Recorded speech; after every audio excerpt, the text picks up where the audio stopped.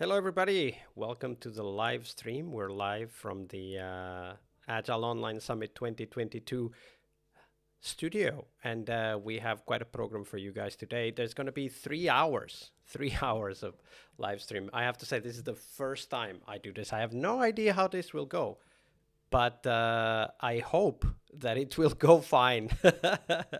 So we'll get some things sorted out here just to make sure that everything works and that you guys are able to watch and listen to everything. Don't forget you have the chat here, and if you're a VIP customer at the Agile Online Summit, you can also join us on Slack. We'll be visiting Slack as well as some of the workshops. In fact, to start off, we will be joining the release planning for Agile Teams workshop with Brad Stokes that will go live in about 10 minutes or so from now. And we'll definitely be visiting different workshops, talking to the hosts, learning a little bit more about what's going on here in the Agile Online Summit. So welcome, everybody. You can use the chat, and if you're listening to this, you probably want to click subscribe, and why not click like if you like the content here at the Agile Online Summit, so that others like you who have similar interests can also find the YouTube channel and can find the content that we are providing for you guys. There's a couple of commands you can use on the chat. So, for example, one of the commands is AOS, so exclamation mark AOS, and you should be able to get the link to the website. Well, apparently that's not working. Well, I'll put the link to the website anyway right there so that people, oh, there you go. The bot will answer with the link. There's also SMTP that will give us the link to the podcast website for the Scrum Master Toolbox podcast. And there's also the, let's see if I remember now, that's, the live link. So that's the link to the live sessions page where all of the sessions for today will be listed. And in fact, one of the things we are going to check out is the content for today's program. So if you go to the Agile Online Summit webpage, this is what you will see. You will see the main page with the featured keynotes. We just had Joanna Rothman as the keynote for day one. And we will continue throughout the day. We have the full schedule on a Google Calendar down the page, so you can definitely check that out and get more information about what is the content. And as well, here there are many sessions listed. And for example, we know that Brad Stokes, the session we will be attending in this live stream, will be live in a few minutes with the workshop. So when are we going to release this release planning for Agile Teams workshop? You can participate live by registering on, of course, the live sessions page. So if I go to the live sessions page, you will be able to see all of the live sessions we have today. The Agile Coaching Clinic is going to start soon, and here you will be able to get coaching from world-class coaches. So don't miss that. Bob Gellin is an excellent facilitator for that coaching clinic, which we have hosted for a few years already. So thank you, Bob, for being part of this project. And for all of you attending, you can join that coaching clinic and, of course, also get some live coaching there. We will have the release planning for Agile Teams workshop, which we will be participating in. We will have the Liberate Your Remote Teams to High Performance, a Liberating Structures workshop with Michael Neer. We will be participating in that workshop as well. Then we have the Distraction Dilemma Flow workshop. You will have to register for this if you want to attend, because actually we will be attending the Lean Coffee Day 1 for the sustainability track. And there will be at the same time, though, the Lean Coffee Day 1 for the tools track. So you can join this by just going to any of this and clicking the link, and up will come an Eventbrite page where you can register. Just register by clicking here. Registration is mandatory because of course, these are live sessions, so attendance is limited. In a few minutes, we will be meeting with Brad Stokes and joining his release planning for Agile Teams workshop. We will be doing the whole participant experience in that workshop. But if you have questions, you can ask here on the chat. So just say hi on the chat if you happen to see this and you can hear me fine. Let me just ask or type that in the chat.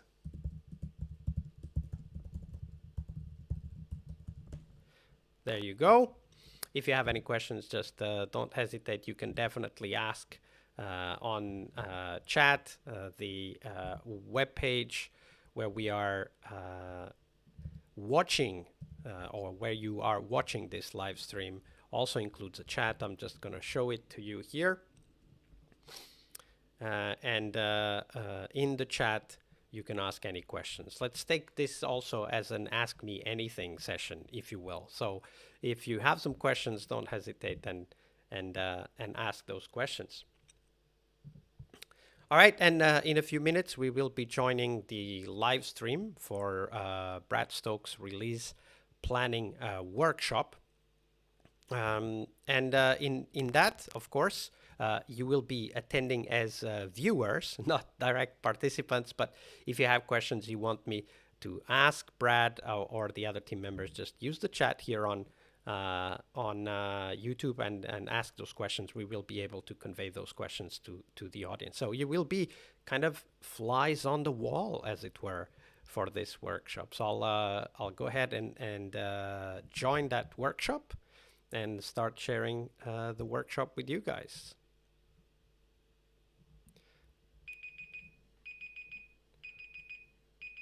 So just a second as I join the workshop.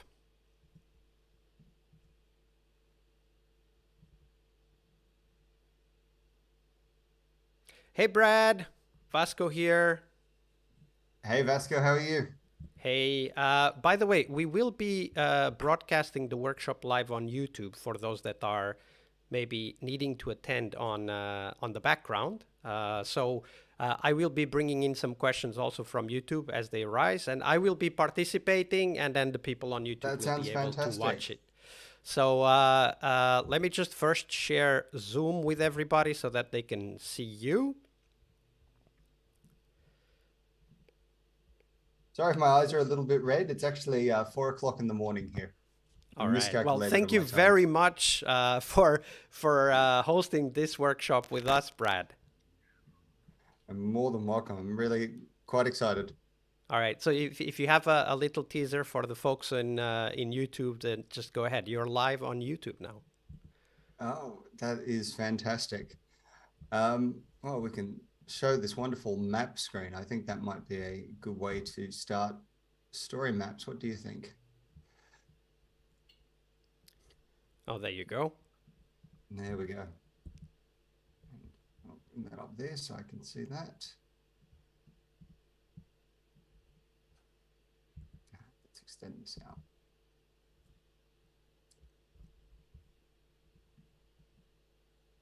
So if there's only the 5 or 6 of us on to begin with, that's quite okay. We've got enough to play with. And we will have quite a few more on YouTube as lurkers watching the workshop. Oh, don't lurk, participate. You'll have so much more fun for those that are sitting back and having a bit of a watch. Yeah, absolutely. If you want to join, don't forget you have to go through the live sessions page to join the session. Yes.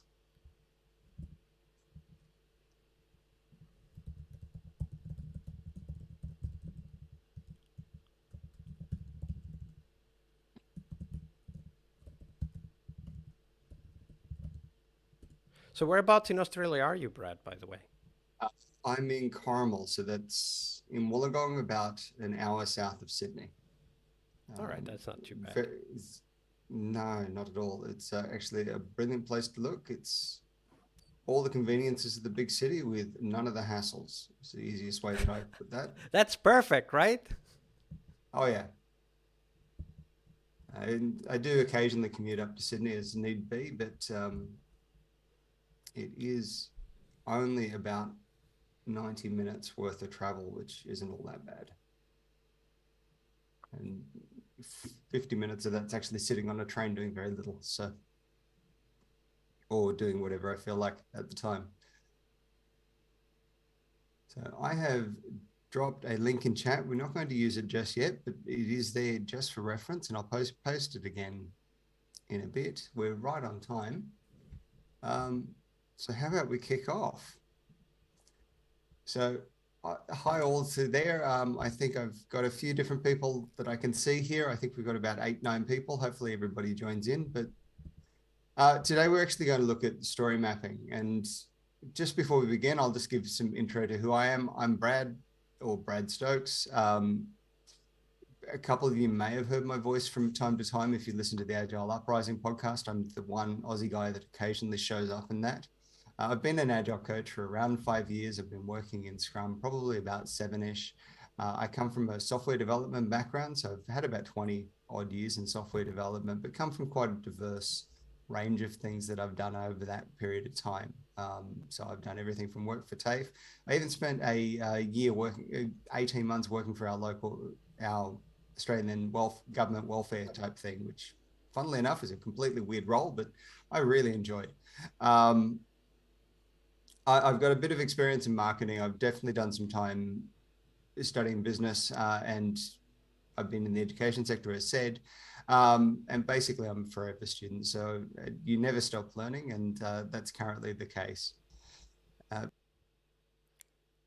Everybody, don't forget that you can always ask questions from me, and I'll.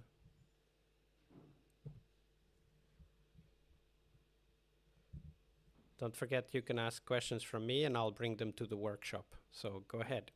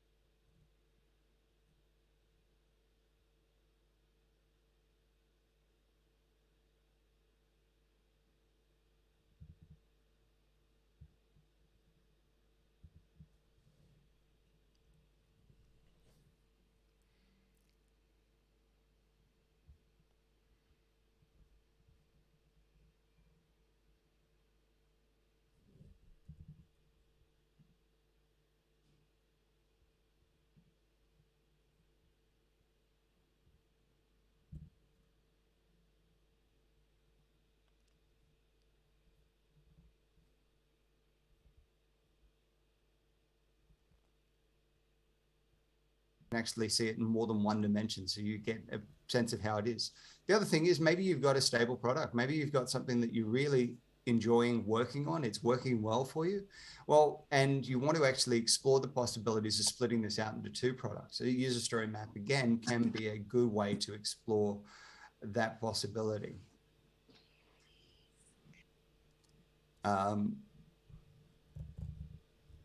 So let's talk about how to story map. So that we've shown you what a story map kind of looks like. We've talked about why you might use one. Let's very quickly go through how to actually build a story map. And then we might go into actually doing one ourselves, because this is meant to be a live thing. So a story map is very, very simple. You basically start with some sticky cards. Now, if you've got your user journey already figured out, you've got those big beats that you're trying to hit, this becomes much easier. You can actually use what you've already got. If you don't, however, so the way I like doing it is I like actually thinking about user activities over time. So we're going to actually build a story map. Our first story map that we're going to do before we get right into it is we're actually going to build the story map to work in the morning, especially given that I've got to go up to Sydney. It's 85 minutes away and maybe I'm a little bit tired. But so we have activities that we might do. We put those down. So one of them might be my morning bathing ritual. Who knows? Mine might be making breakfast. It might be getting myself up to Sydney. What are the steps that are involved there? And then in each of those, so we're talking a bathing ritual in the morning, maybe there's brushing my teeth, having a shower. They're 2 steps. That's where we go down to that next level. And again, we're working from left to right as my journey progresses in time. So the first step might be get up, does exercise. So to exercise, I've got to put on my shoes, get dressed. So I've got to choose the route, go for the run. Yes, I'm never going for the run in my shape, but it's still a really lovely idea.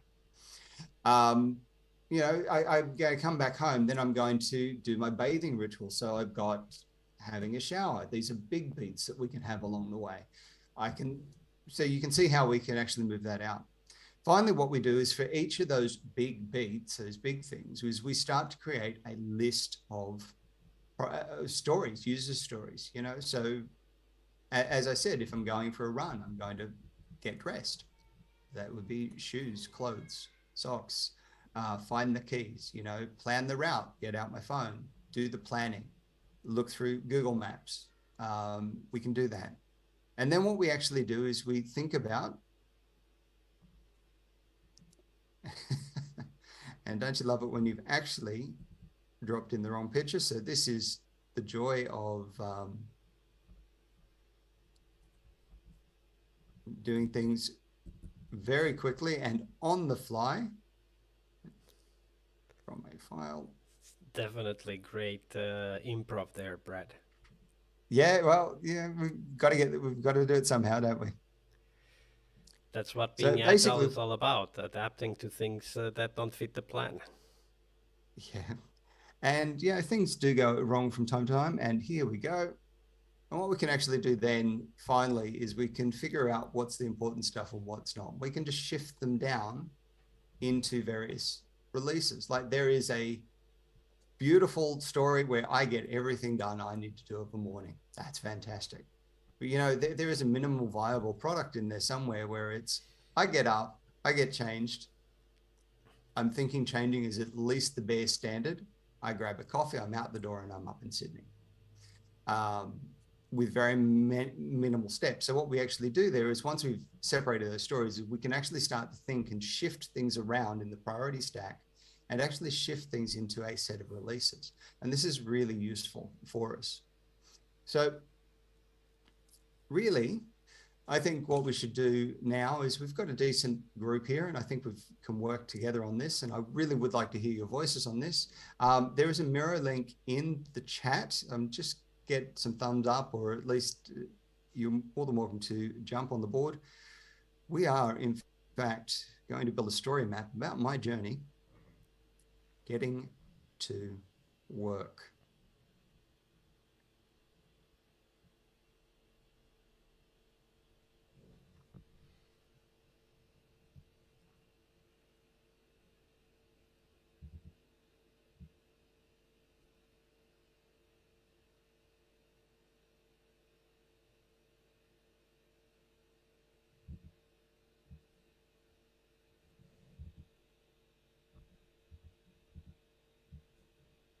So some of the stuff that you can do with a story map, and I do actually suggest this, is build yourself a profile for the person that you're actually building the story for. If you've got multiple profiles, that's okay. You can put them there, but it helps keep in mind for you who you're actually building this for. Thank you, Vasco. So this is mine. And yes, I have slightly more hair than that, but I am going bald. I am aware of it. So we've got this. Honestly, here I just used a tool from HubSpot. You can use your own. This is just a really good way to try to give a face to the person that you're building this story for. Now, often you want a product goal that you're working towards. In this case, we don't need to have a product goal. We just need something to do. So we're going to do, he just wants to make it to work on time. So what I would actually like, anybody that happens to be in this chat, please feel free to grab one of those pink, one of the pink tickets here, or the salmon colored tickets, I guess. And what I'd actually like you to do is try to create a few big activities that I might do if I'm desperate to get up to Sydney. And, you know, I'm going to wake up in the morning. From waking up through to getting myself through the front door of the office up in Sydney, which, as said, is about a 90-minute trip and involves a train trip and a car ride to get to the train station. So, funnily enough, I'm actually going to say I've got to get out of bed first.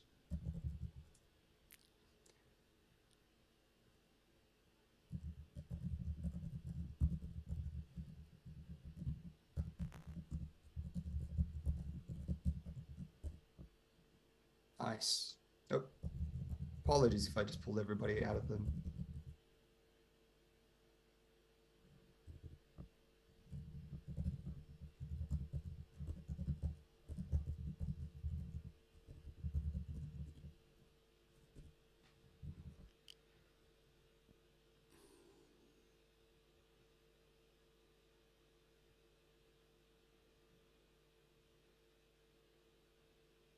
And it's okay if you actually duplicate here, because what we can actually do is just very quickly stack those duplications up. It's an indication that something's fairly important.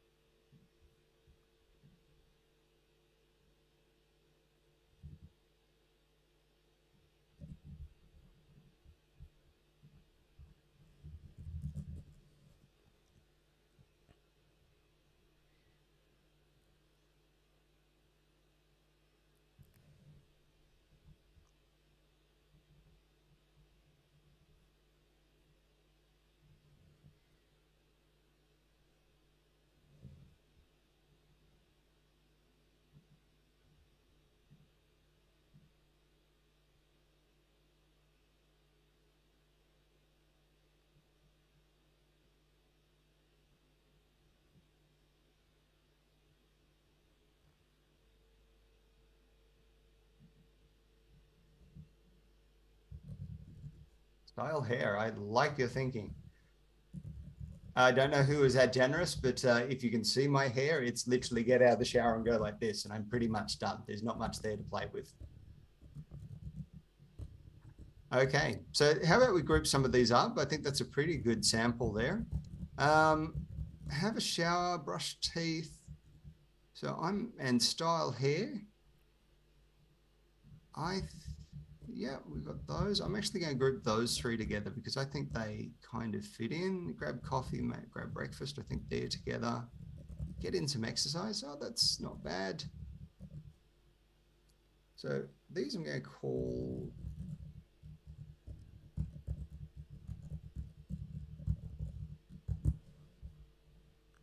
I'm going to use a big word, evolutions. Do the stuff you need to do. And I actually think these, what we might do with these ones is I think they fit really nicely underneath it, really at that epic, those tasks that I have to do in order to be able to say that I've done that. So what I might do now is for each of these, if you think there are multiple big steps, and this is grab breakfast. So I'm actually going to change make a coffee is definitely on my list of things that I really want to do. So what we actually do for each of these, and let's put these in some form of order. So I think getting out of bed, definitely the first thing. I can't do anything else before then. Um, that's all good. Let's say, oh, we're going to actually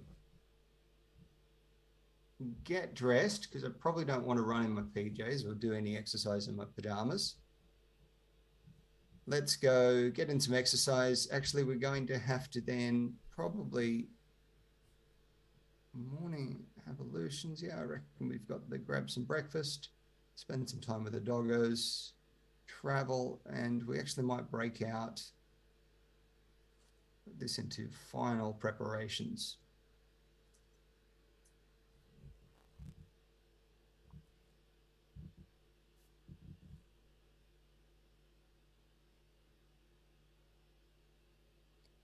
Okie dokie.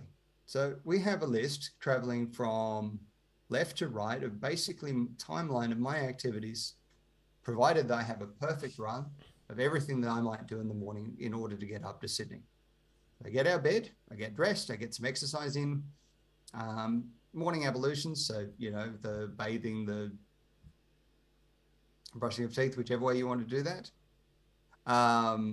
Grabbing some breakfast, spending some time with the doggos and the family, do some final preparations, possibly style my hair or comb my teeth or brush my teeth, and then some travel. So what we can do now is actually take this down an extra level. And we've already got a bit of a head start because some of these things actually fit quite nicely onto that next level. But let's go get out of bed. And I'd be actually happy if somebody wants to pick a particular thing and just put it a couple of stacks deep of any of the above. We're going to create some of the tasks that we need to do that now. So for me, getting out of bed normally means, I'm afraid it's very bad for you, but I do this every day, is I check my phone. It drives my wife absolutely nuts, I'm going to admit. And read the news before rolling out of bed.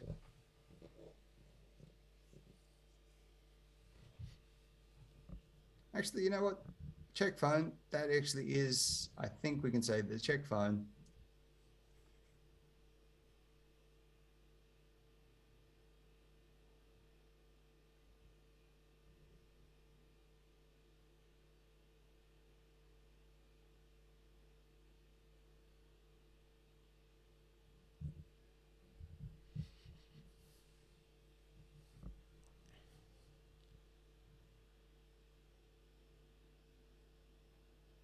So who wants to have a go at, say, if we've got exercise as the next thing, getting dressed is actually going to be different than if we exclude the exercise.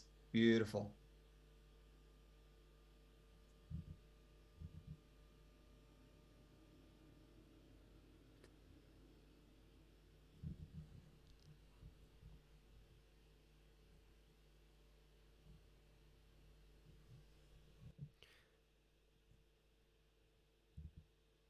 By the way, this is a great example of how you can build a story map together at the same time, a collaborative effort. And the story map built together actually builds a lot of shared understanding between the team members. George, I do apologize if this isn't possible on the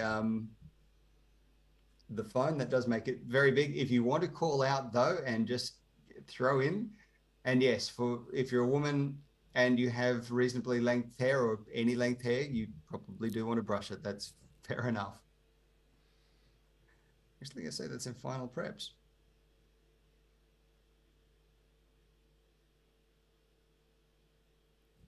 Keys.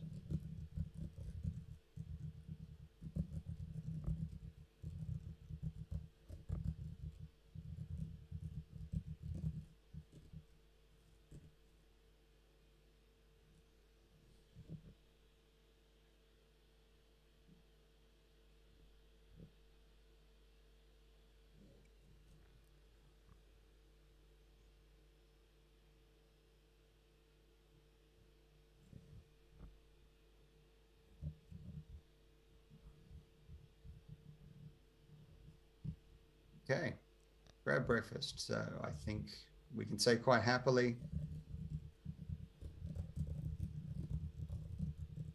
that coffee is a definite.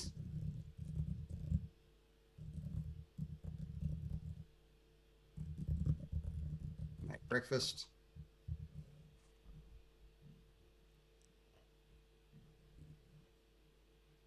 Eat breakfast. And unless I want to make my loved one very upset, we can say, clean the dishes maybe.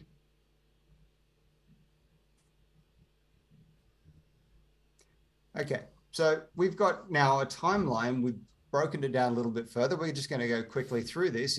We're going to get out of bed, which might have multiple big tasks.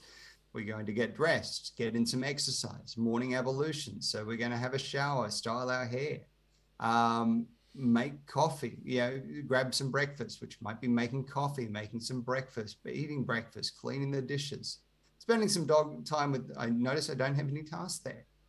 Maybe I don't need that.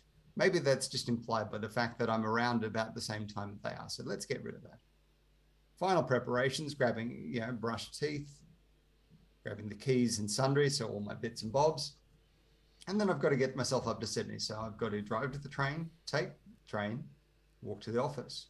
Well, what we now have is a whole bunch of tasks that we can do. So the next step for us here, obviously, we want to use these little yellow ones. We're going to create a list down of the steps that we need to do for all of these. So with your help, pick a particular poison. I'm not going to assign, but I would very much appreciate some help creating this one very quickly because there's more than I can do alone. Is for those that are checking the phone off, let's go jump into the board and help me just create some user stories in very single lines.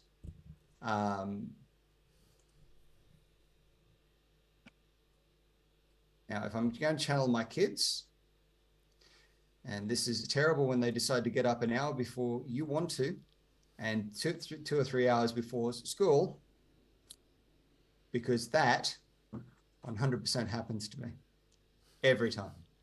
Turn off the alarm once, twice, 3 times, 4 times, and so loud that it wakes up the rest of the house an hour before they want to be awake.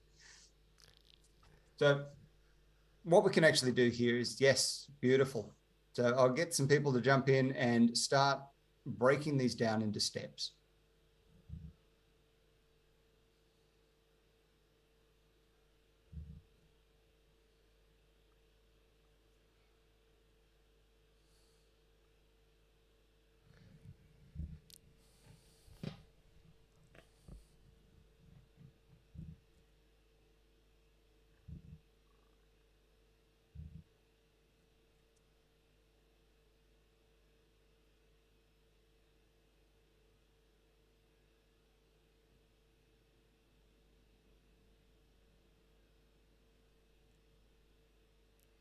Beautiful coordination in the mirror board.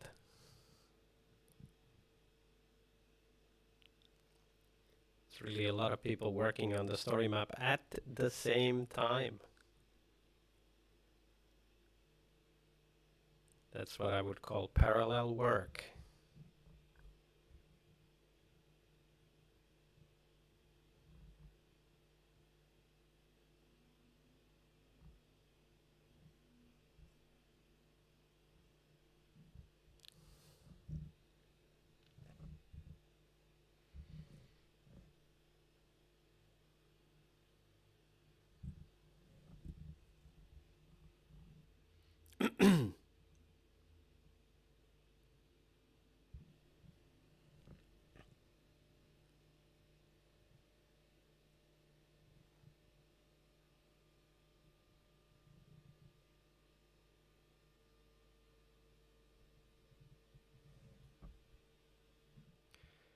And the whole team continues to work at the same time. It's great teamwork there.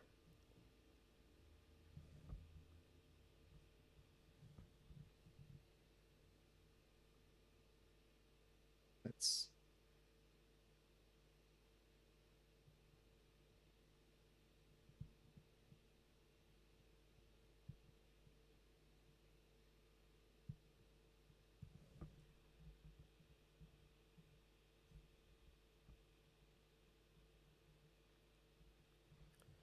quite amazing what they can do together. Like, look at the amount of post-its they've put together in like 2 or 3 minutes.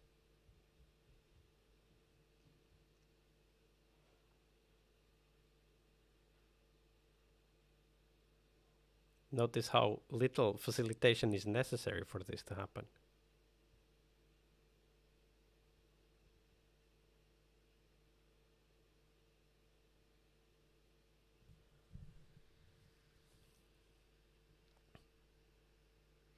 Well, we're getting quite enthusiastic about this. This is a good thing.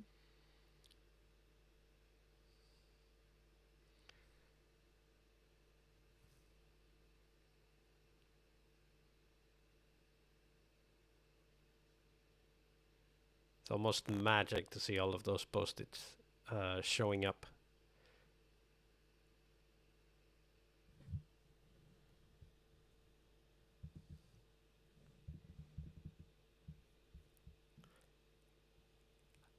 It's quite mesmerizing to see how many post-its show up in a few minutes while everybody's working together. 100%. And it's really good to see as well.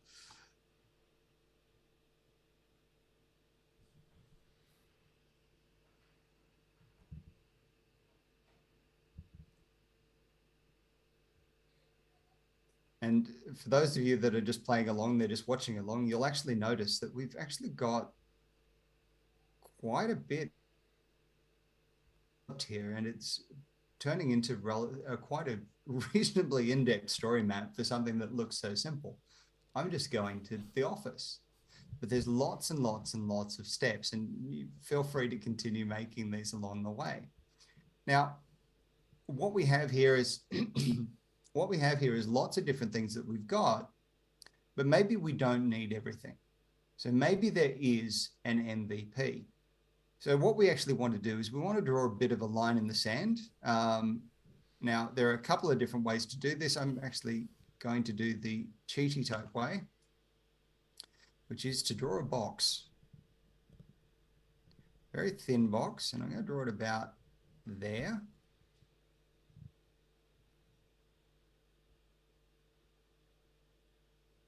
Just to draw a line in the sand to say, look, is this something that we need, or is this something that we can do later? No, so what we actually want to do is we now want to prioritize this.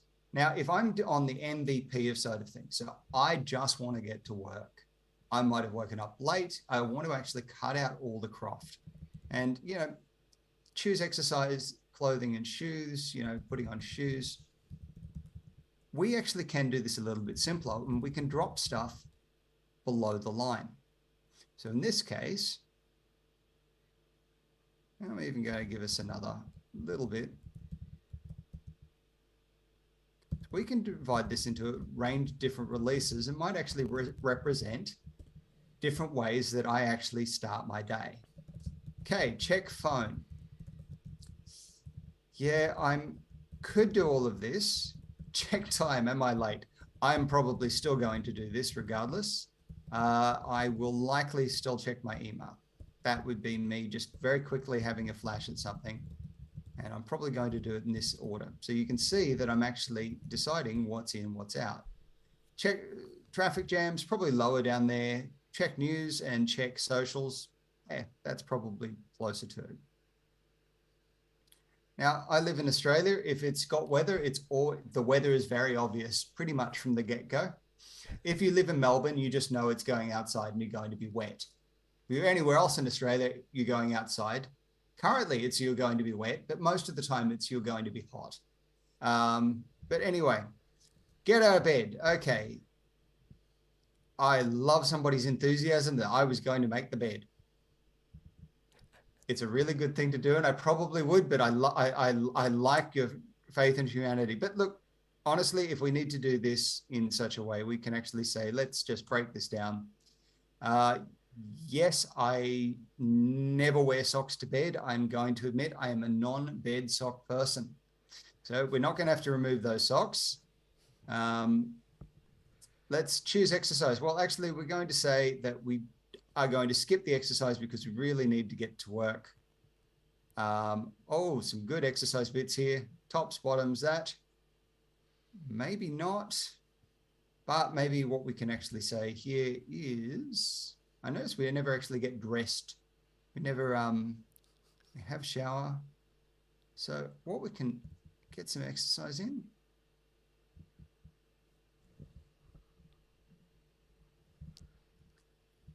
We can drop these below the line because, it'd be really nice to get in some exercise.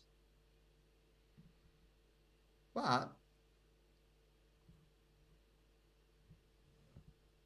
what we can actually do is say, look, the exercise is a great idea, but we're going to drop it below the line for an MVP that's probably not going to be the best, but we can actually reuse that over here. This is work clothes.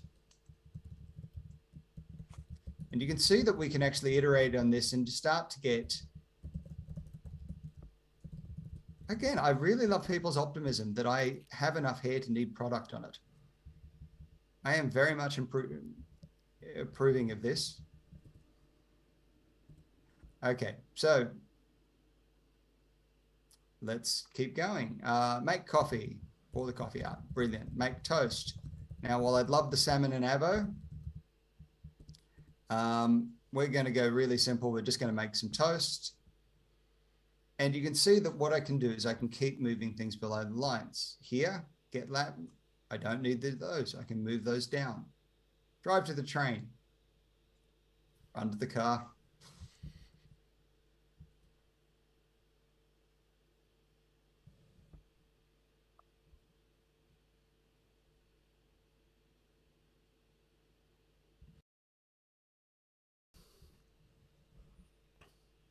And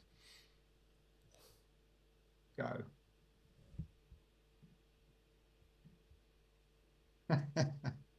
So as you can see here, what we've actually done together is create a story map that could be my morning. And this isn't a product. This is just me going to work. But what we've actually been able to do is break this down to a number of releases.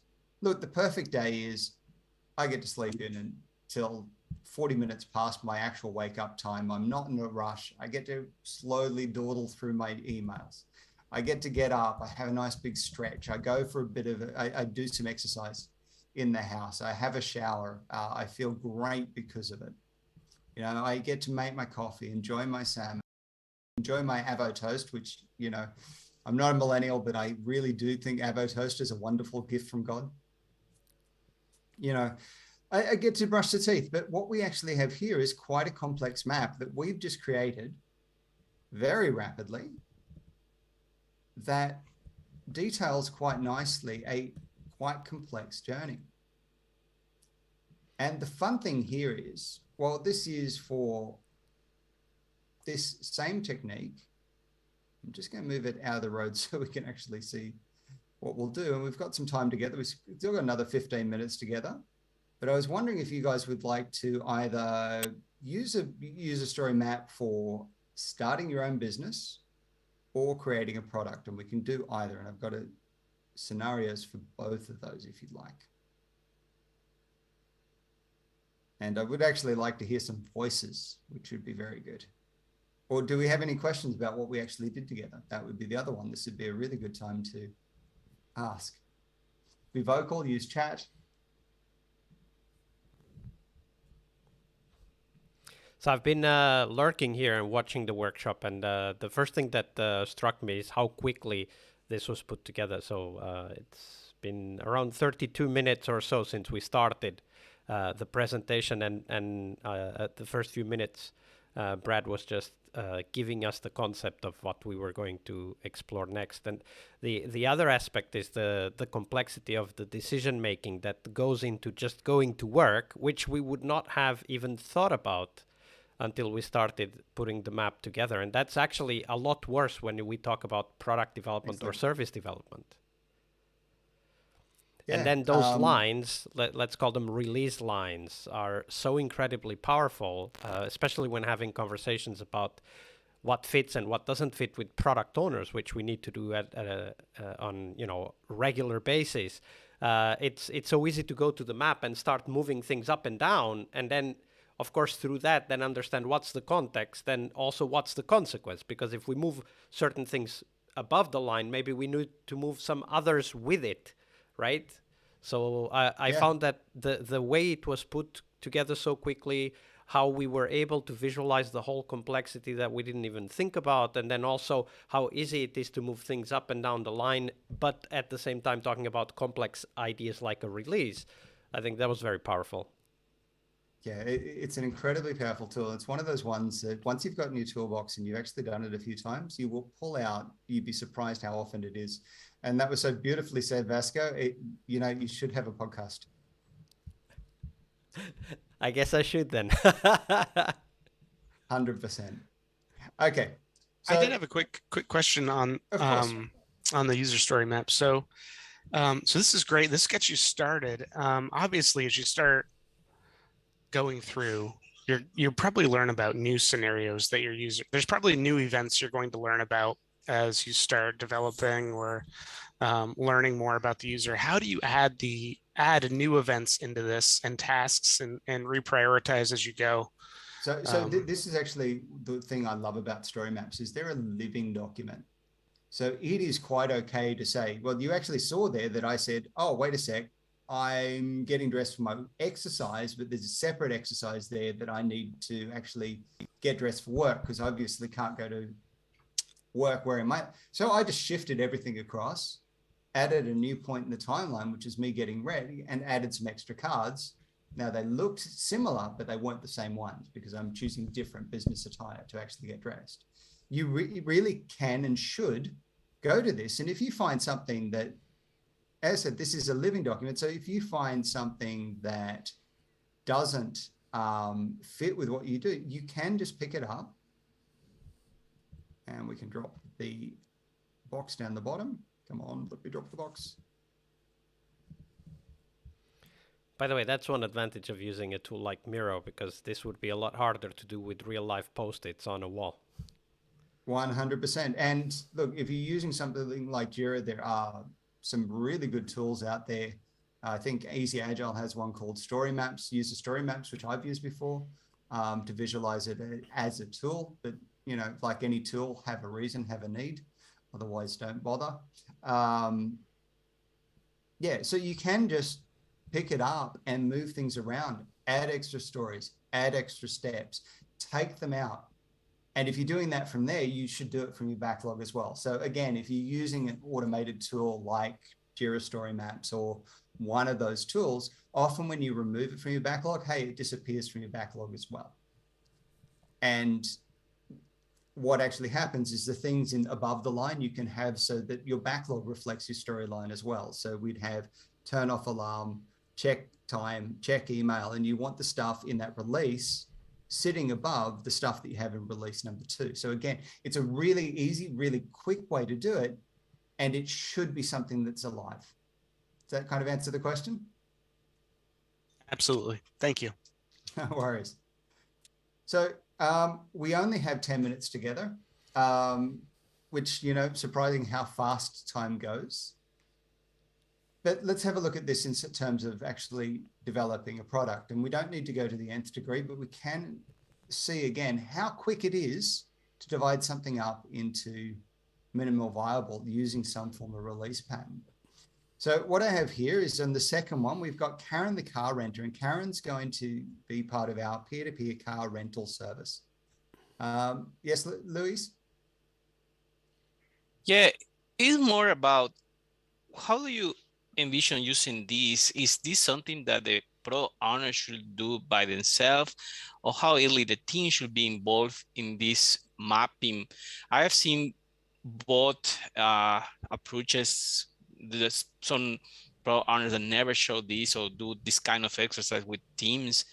And one of the pro owners I work, I like a lot because he ran this with the team and got a lot of feedback. But what is the feeling? How early should be? Like the first part, like they say, the top part is something that the pro owner should work out himself, or you see the team, the Scrum team involved in the whole process.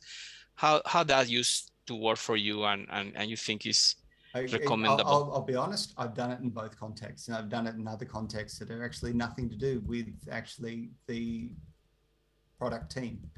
So one of my scenarios here, which we could do in a bit, is actually my wife recently started her own consultancy. So we used a bit of a story map to be able to break down all the stuff that she needed to get done in order to get the MVP of her business together. Like, does she need to order cards now? Does she need to order them later?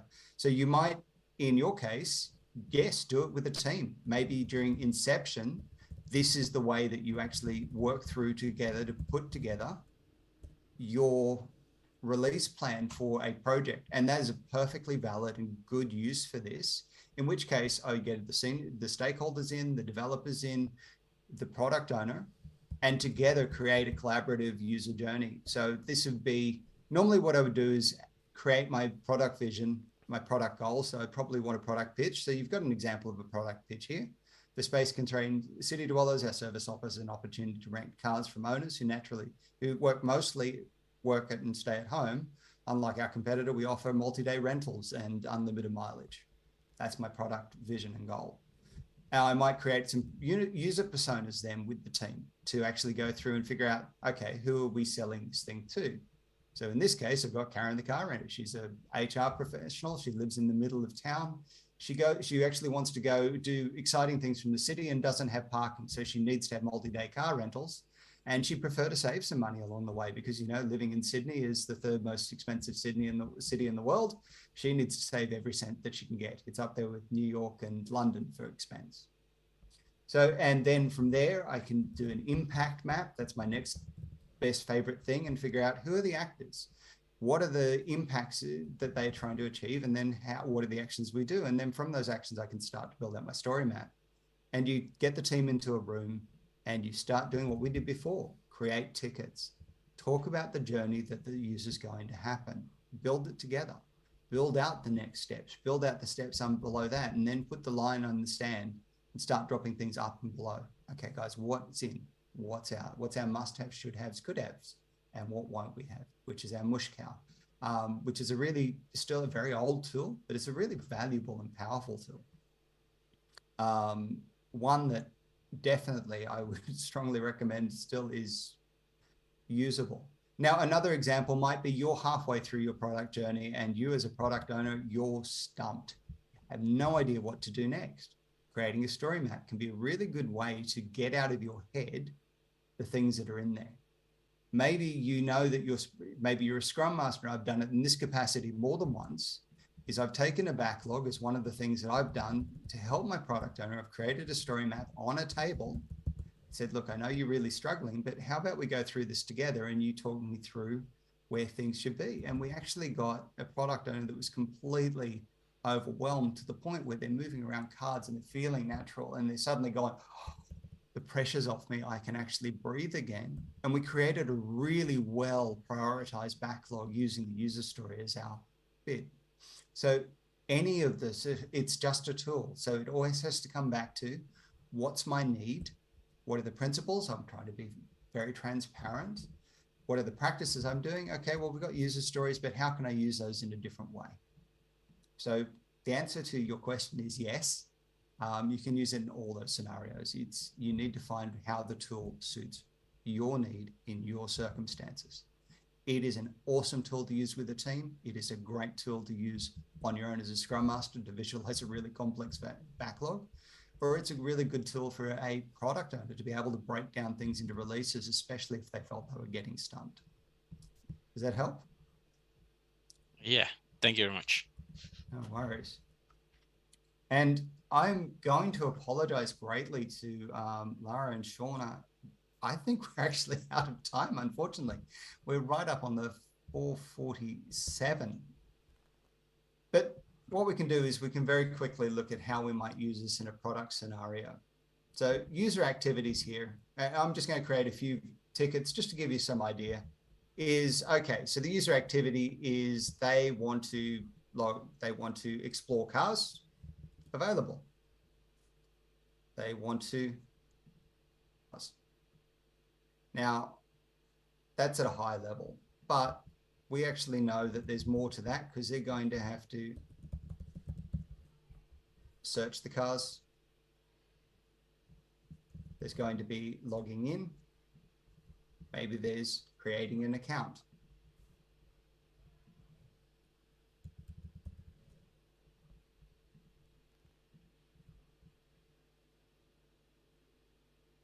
rent car.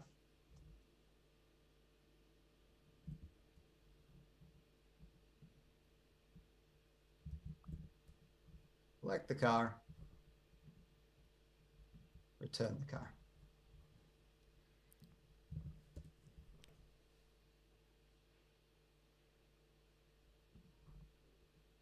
Oops.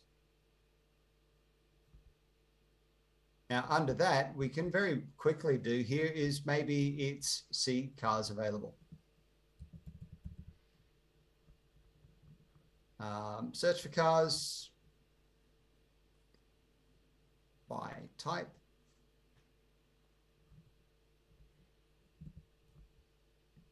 Or maybe we just, maybe that's in exploring cars. We actually say that searching a car as I think about it.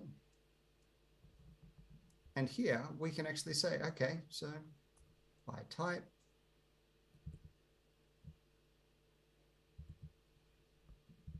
by date,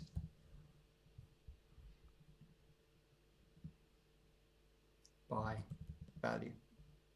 And again, if we draw the line in the sand, we can say, look, honestly, the only thing that's important to us right now is that my can list all cars and search by date. That's in my MVP. They have to be able to list all cars and search by date, and everything else beyond that, we don't need to do. This is our must-haves. So even here, in the space of 2 minutes, I already have meaningful things that are actually going on the page.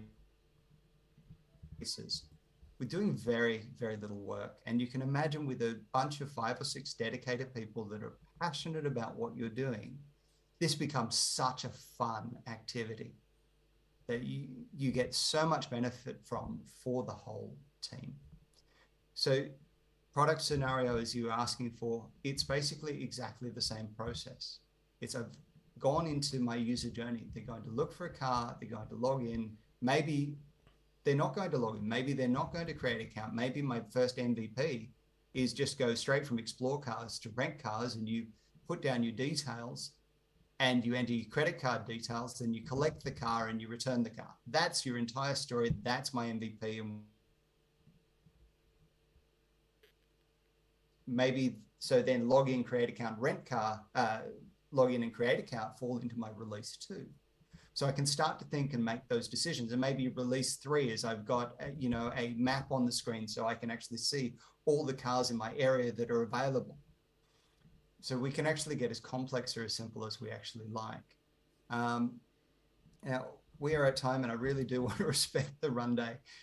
Just some tips on this is don't limit yourself when you're coming up with those ideas. Even bad ideas have value. Like you might have, you saw before, I went down a couple of blind alleys. Still worthwhile because I can group those up and say, actually, there's something in that. I'll drop that down and I'll drop something there. So don't limit yourself on that. Size them up. If something looks too big, put it further up the tree. Put it actually as one of the epics. If something looks, or if something looks too big, split it up a little bit. Again, you've got control. So I like talking about split, refine, all those different things. Investigate, you plan it out, trim things off, cut it out if it's not valuable. Do those sort of, create your items. Try to define the outcomes you're actually going for, so you're not always chasing everywhere. And honestly, it's a living document. I said it before. Keep on iterating. You don't get it right the first time. It is something that you are allowed to come back to and change however you want with your team, because it is just a tool. It is not a sacred document. It is not saying, oh, hail the story map, we're going to get this right. It's something that you can keep on modifying as you need to. And it's just a really great tool. Now, if you want more information on this, Jeff Patton's and Peter Economy's book, User Story Mapping from O'Reilly, is a really great start. There are tons of really good tutorials and explanations on the line. There are a bunch of videos that you can see on YouTube even, well worth coming out. So I guess to finish off, any other questions that anybody has, this is definitely the time to ask them.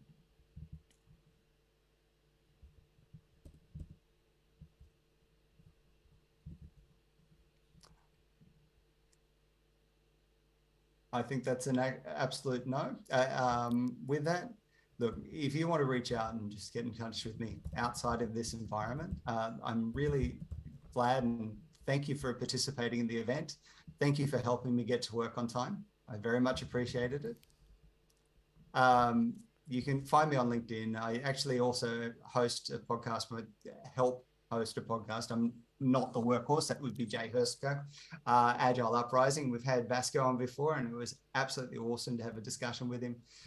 So check out Agile Uprising if you need to expand beyond the Toolmaster, the Daily Scrum Master toolbox. That would be really good. And look, thank you all for participating. I really enjoyed our time together. And thanks, Brad, for being with us so early for you. It's what now, 5 o'clock?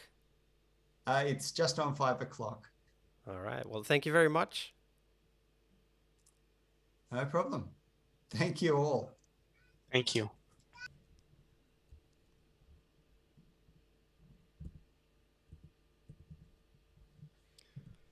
And that was the workshop with Brad Stokes on story mapping. We'll have a very short break, a few minutes only, and then we'll come back to join the Liberate Your Remote Team with High Performance workshop, a liberating structure workshop with Michael Neer. So in a few moments, we'll be there. See you soon.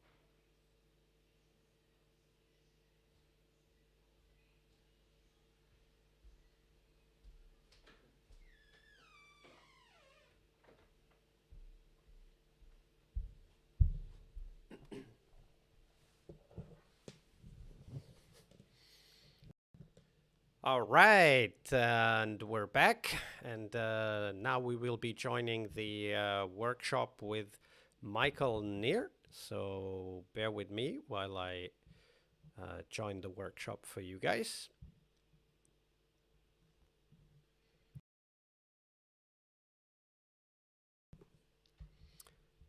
All right, so here we go. Hi, Michael. Michael. Absolutely. The other workshop host for today. How you doing? Oh. It's not 5 a.m.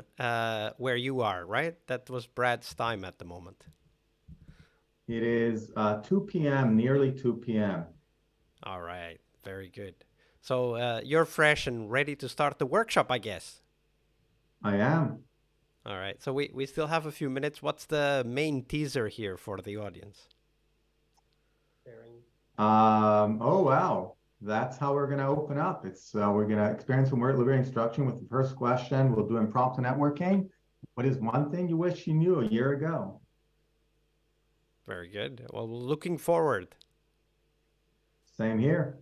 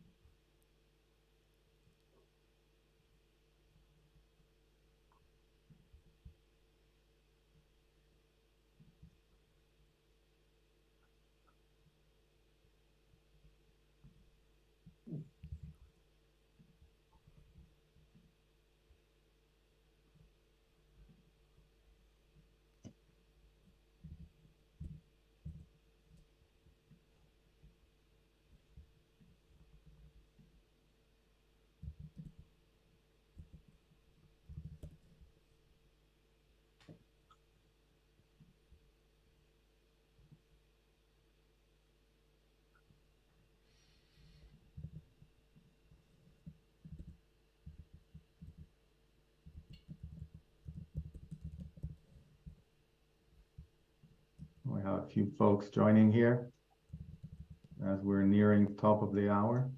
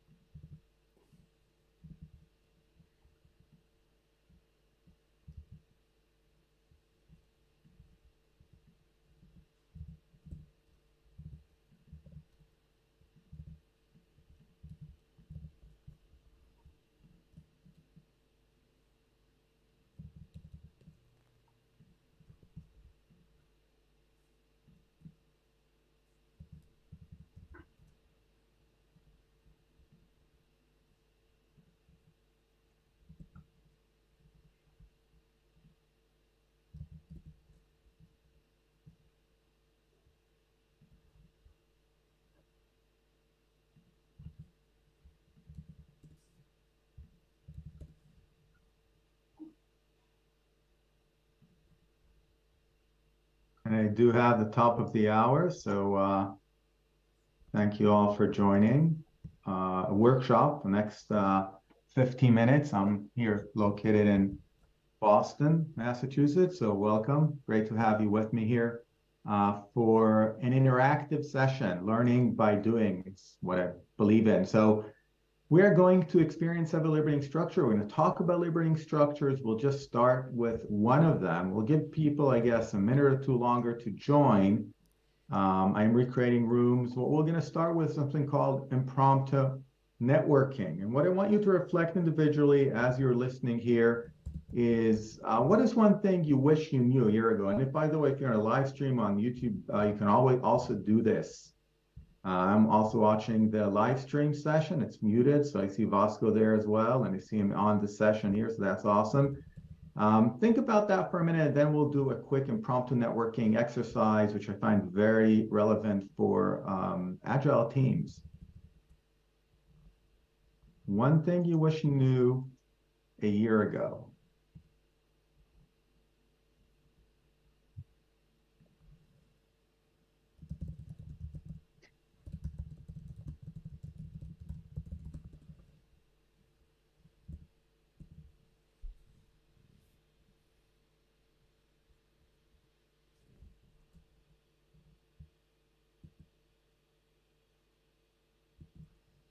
What I'll do. We're gonna do this exercise together for those of us here on YouTube. So if you have something you'd like me to add to the conversation, just put it in the chat.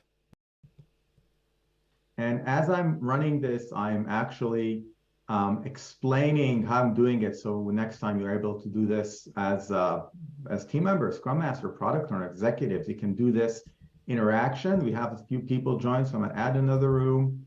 And this is what I want you to do. I want you to go in that room, meet that person, impromptu, right? And share with them. Take 2 minutes one, 2 minutes the other. We have one room that is, do we know we have all rooms that are pairs?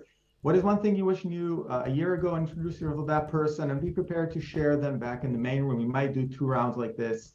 So opening all the rooms, I'll see you in 4 minutes. See you in a bit. I wonder what breakout room we'll end up in. I guess that's a surprise. Let's see.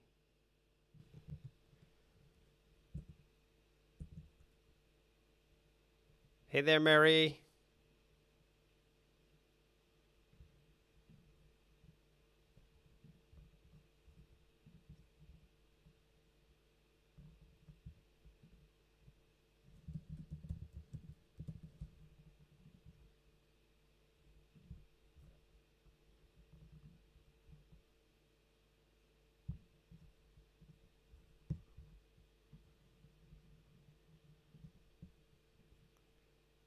Setting up here so that we can all see the breakout room.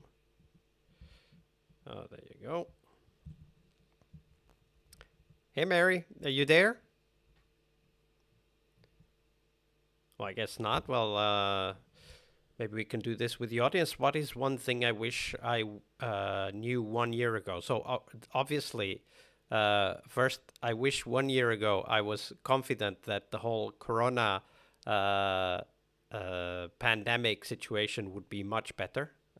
I wish I would know that, because then I could give comfort and support to those family members who were stressing a lot about it. And another thing I wish I'd know how to do a year ago is to live stream, because then I would have done that for the Scrum Master Summit early this year in May when it happened.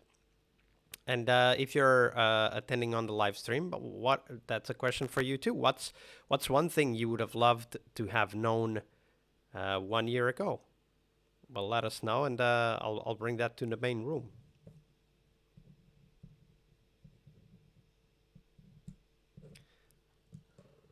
It's going to be a 4-minute lively conversation. I'm sure Mary is here, but she either can't hear us. Oh, Jay's joining.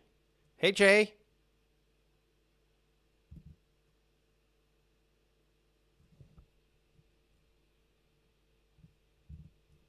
Jay, can you hear us?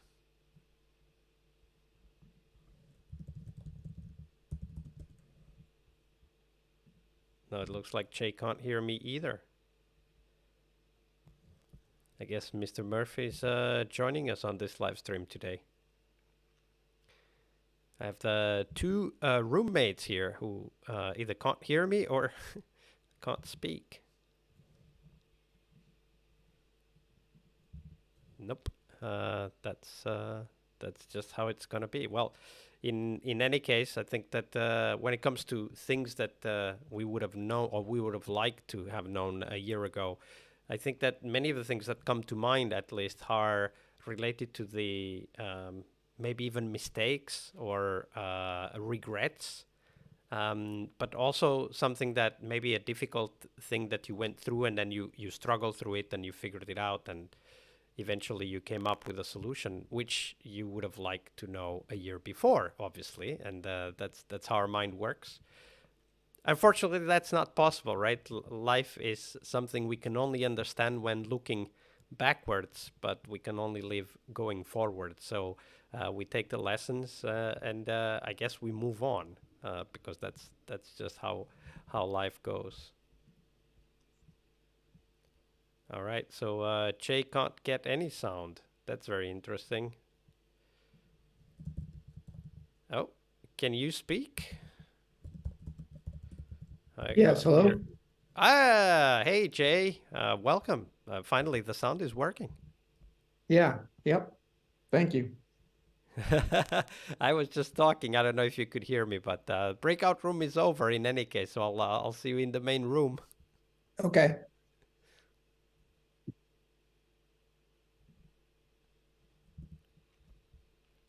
That was very nice. That was a first round. And we have a few more people joining, so we'll actually do another round. We had quite a few people join us in between, so I'm going to open back the rooms and we'll do the same question with a different person. So we're going to mix and match. That's so nice about Zoom, is that it's very forgiving and helps us create these rooms on the fly.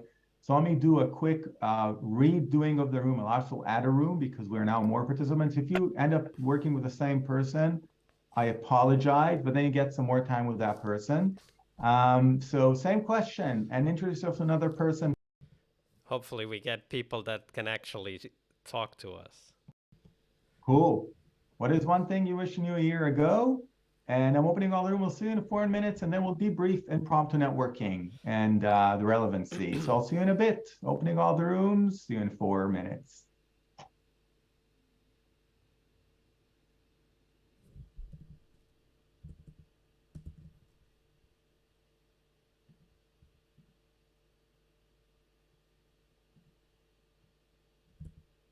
Hey, Vasco. Hey there. Oh, How are you doing? I cannot hear you. All right, that's fixed now, Nietzsche. Is it Perfect. Nietzsche? How do I pronounce your name? Nikki. Nikki. So, Or Nietzsche. I go by either one, so. Oh, all right. What's the origin of the name, by the way? Just, a lot of Nikki's back when I was growing up. It wanted to be different. So I decided to spell it different and, people pick it up whichever way they want to say it. So, Yeah, absolutely. Well, as you know, if it's a name you love, that's what matters because that's the thing people will call you. right? So, Niti or Nikki, did you think about the question? What is the one thing that you wish you had known a year ago? Well, when I was talking in my other room with my partner, I said, I wish I would have known how many extra hours I would have been putting into work from working from home. Because I can always, if somebody slacks me, I can always run over to Slack and check it. And it could be, 8, 10 o'clock at night. And that's not something I would typically have done. I probably would have left my, computer in the office more often than taking it home every night. So yeah, that's something that I wish I would have known and working towards a better work-life balance now. Yeah, absolutely, and that is so important. I was as we were going through the in the previous room, was we were going through the question. My roommates couldn't actually speak to me, so I had to improvise a little bit since we are in a live stream. And I was just thinking that one of the things that I wish I would have known a year ago is that the whole pandemic would be over by now. I mean, not completely over, obviously. The virus is still around and it will be around for the foreseeable future. That's how viruses work. But at least there's a lot more what you would call normality now, right? Mm-hmm. And I wish I would be I wish I was certain about it. I knew that it was going to happen because I could have offered comfort and support to those people that were, the most affected and even scared by it. Mm-hmm. Yeah, that's very true. Yeah. Reduce some of that craziness that was happening and allowing people a little bit more comfort. And that's one of the things that I find comes up a lot when you think about, like, or at least when I think about, what would be different if I knew something, whatever that something is. And it's like related to this, like, feelings of regret maybe, and also sadness that come from things we don't know yet. And of course, sometimes frustration and anger as well. Right. And I'm thinking, I see this with teams all the time because as a coach, I work with many teams that go through very similar dynamics over time, right? And and when I'm working with a new team, I'm thinking, oh, I've seen this before. And of course, the team hasn't, right? The team are a year ago, if we take this question literally. And that's one of the things I was thinking, like it is perhaps one of the challenges for coaches and scrum masters, especially those that have more experience, to actually work with people and teams that are going through a journey that you have gone through before, but you can't go through the journey for them. Like, they have to go through it, right? Right. And then how to support them. Mm-hmm. Well, and that's using your past history and being able to guide them maybe a little bit better the next time around, because you do have that, that view of the future and how it turns out potentially. So hopefully you've just gotten better in your coaching now. Back. So this is an example for impromptu networking. Thanks for, all back on time. You're a small team. So let's talk a bit about impromptu networking, and then I have a few questions for you. And since we're a small team, we can all just join and unmute and discuss. So this impromptu networking, notice that I use QR codes on the pages. If you want to, I have a YouTube channel. On the channel, you'll find this video about impromptu networking. And I wish so too, Josh. That's why when I do workshops for organizations, agile workshops for organizations that use Teams, I always offer some of them with Zoom, just for this reason, because I think it really helps, especially for bigger teams. So impromptu networking, it's a way to start a session. It creates powerful connections really fast. And this is the video, and you can snap the QR code. So here's a question for you. They've just been through this exercise. We're calling this liberating structures. In this exercise, what did you find liberated and what was structured? And then where can you use this, and perhaps how you can use this? Think about that for a minute and feel free to unmute yourself and share your thoughts.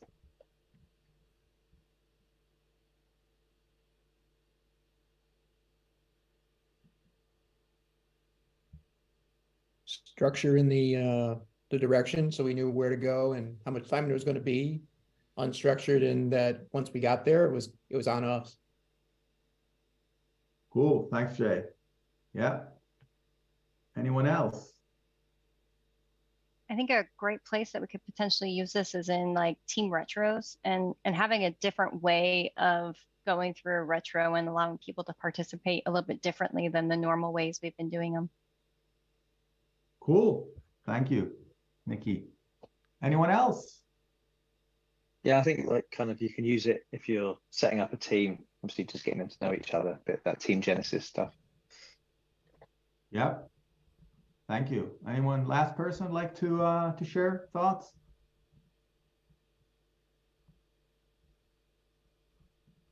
Okay, so I'm gonna probably just discuss two full ones today, and one quick way to use chat differently. So we've done just impromptu networking. I'm an enterprise coach. I work with organizations. I believe in doing simple learning fast, using liberating structures as a way to create, help teams get working well together.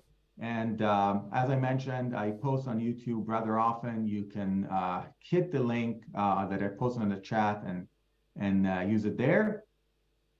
And what's liberating structure? Why liberating structure? Liberating structures, been around for 20 years as a formal website, liberatingstructure.org. And you can find everything we're going to talk about today there. Sometimes it's a bit overwhelming the way it's presented. So it takes a bit of practice to use them and some adaptation to do them in virtual environments compared to in-person environments.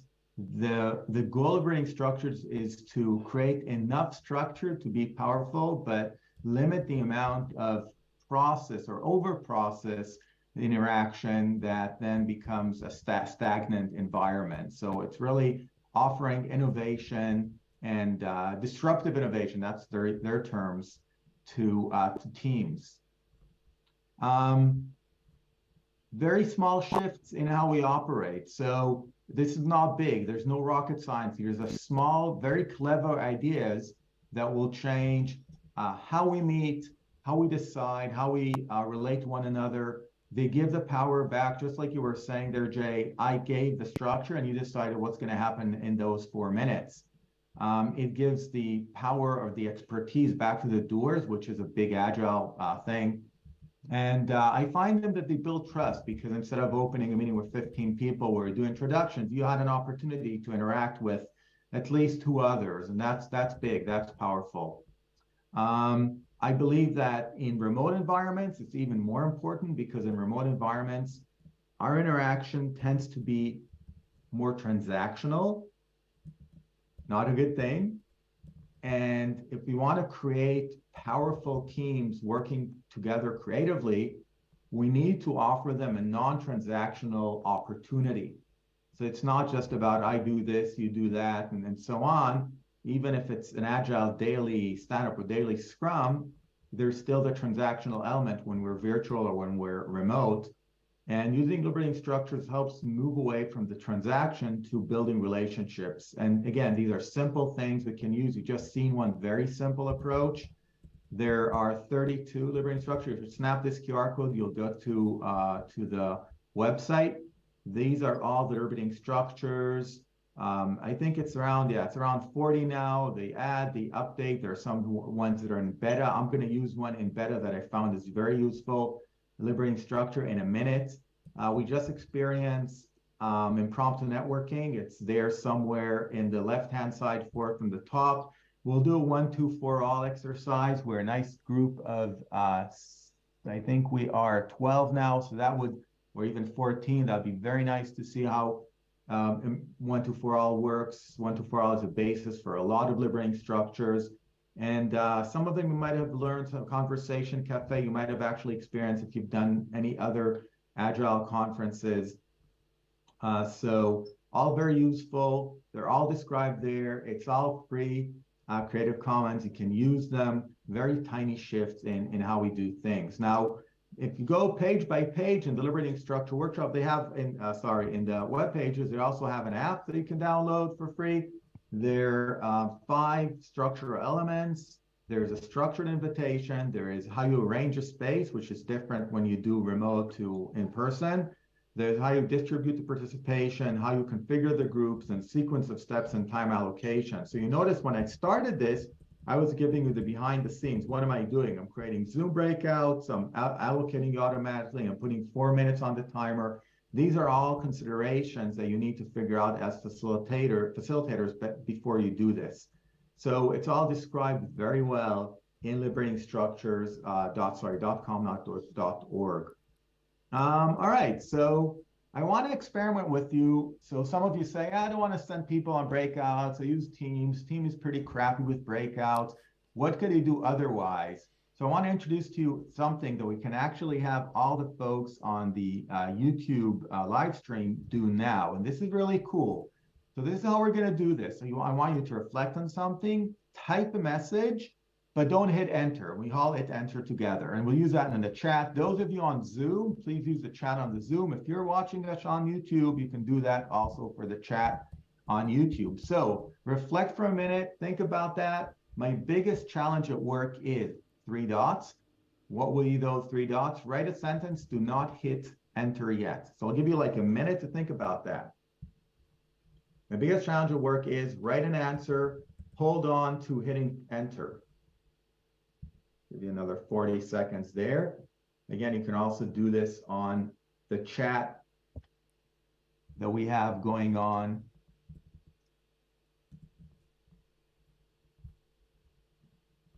Just make sure you type the answer. You can do that either on here on Zoom, if you are with me on Zoom. You can do that with Teams if you're working on Teams. It's very nice. My biggest challenge at work is 3, 2, 1. Let's all hit together. All hit together now. Nice. Okay, so now we have a lot of responses from folks here on our Zoom call. And what's nice is you can go up and start reading those. Everybody answer together, reading those. Nice. Cool. All right. So next question for you. Next question. One thing, and hit again, reflect for a minute, type, don't hit enter. One thing I can't get right is, think about that for 40 seconds, type the answer, do not hit enter.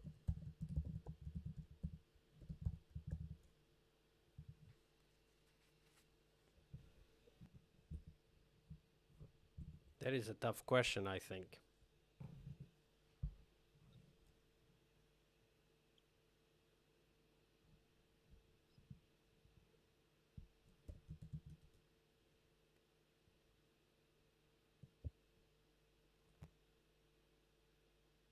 And 3, 2, 1, let's all hit enter together. One thing I can't get right is.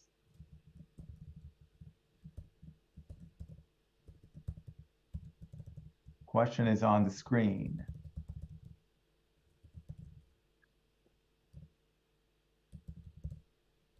So I see getting improvement points out of the team and perspectives. Convincing team to use whip limits, went to time box and parking lots, and great stuff. Thank you.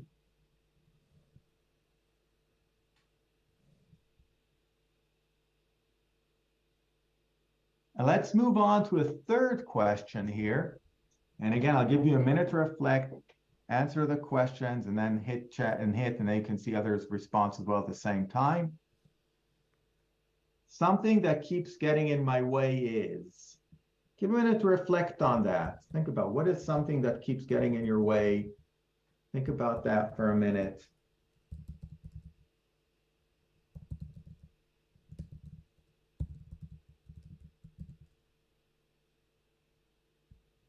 And then type it and don't hit enter yet. You can do that also on the live stream.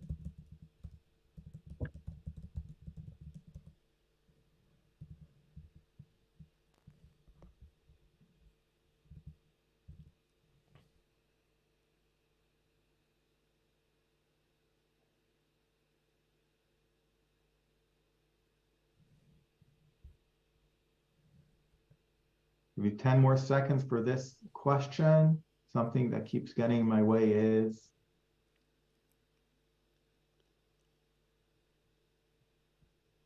and I'll count 3, 2, 1, go. Let's hit enter together. Oh, wow. Nice. Spend a minute here. Lack of transparency, too much focus on solution other than problems.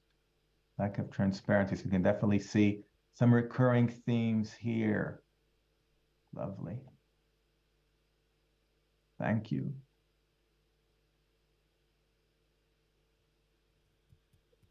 Okay. And I see also on the live chat. Thank you. Okay, this is a 5 by 5, so we'll have 2 more of those, and we can debrief and think about this exercise. I have to start saying no to. Give you a minute to think about that. Type and not hit enter. We'll holler it at the same time.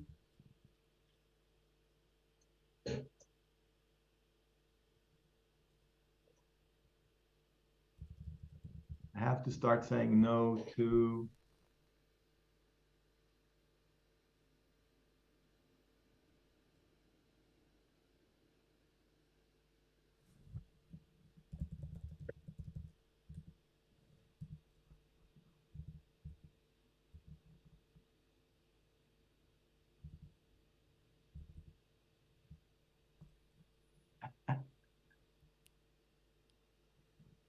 Thank you, Josh. Give you about 15 more seconds and count down together, hitting enter all at the same time. And 3, 2, 1. Let's see what you have to start saying no to. Oh, nice. Leadership, Candy. Taking more work without asking why. Too much work. Evening work, asking teams for estimates, unnecessary meeting. Feel to be transparent. Distraction of the project focus, my inner critic. Thank you. Thank you for being so forthcoming. Some very powerful responses here. Evening work, doom scrolling on my phone. Wow. Additional work. Thank you. And 5 by 5 meaning we have one last one. Beyond the horizon lies. Give you a minute to reflect on that. Beyond the horizon lies. Remember, you type it and not hit enter yet.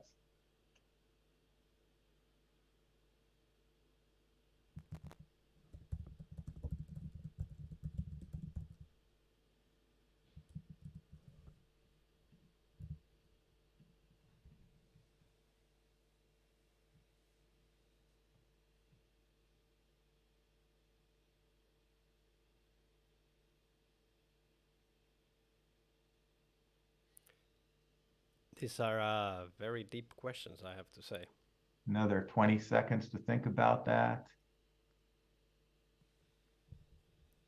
I see that Crystal and Ciminelli Coaching, are very active here on the Let's all YouTube hit chat. at Thanks the for same that. time.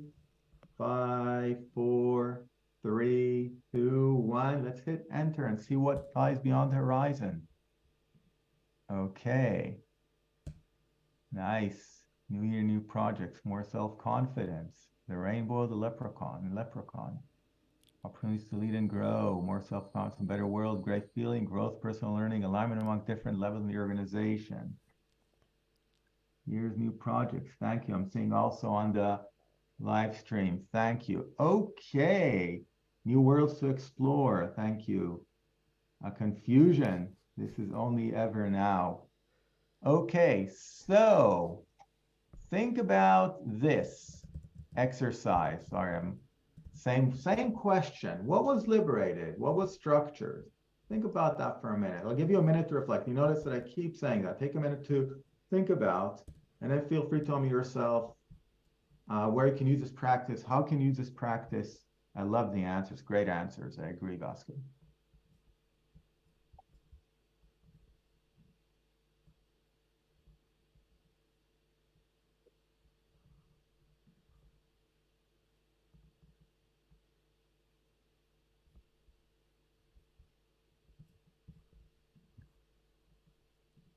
All right, feel free to tell me yourself and share with us your thoughts. What was liberated? What was structure? Where can you use this? How can you use this? It was liberating to be able to have time to kind of think about our own answers and how we wanted to answer. But then it was also structured by the questions and the timing. Thank you. Cool. Anyone wants to add? Reflect. Where can you use this practice? How can you use it? Thank you, Lucia. Open and free sharing was liberated. Yes, was liberating for sure. I think you could use it in the retrospective with one of the teams. Yep.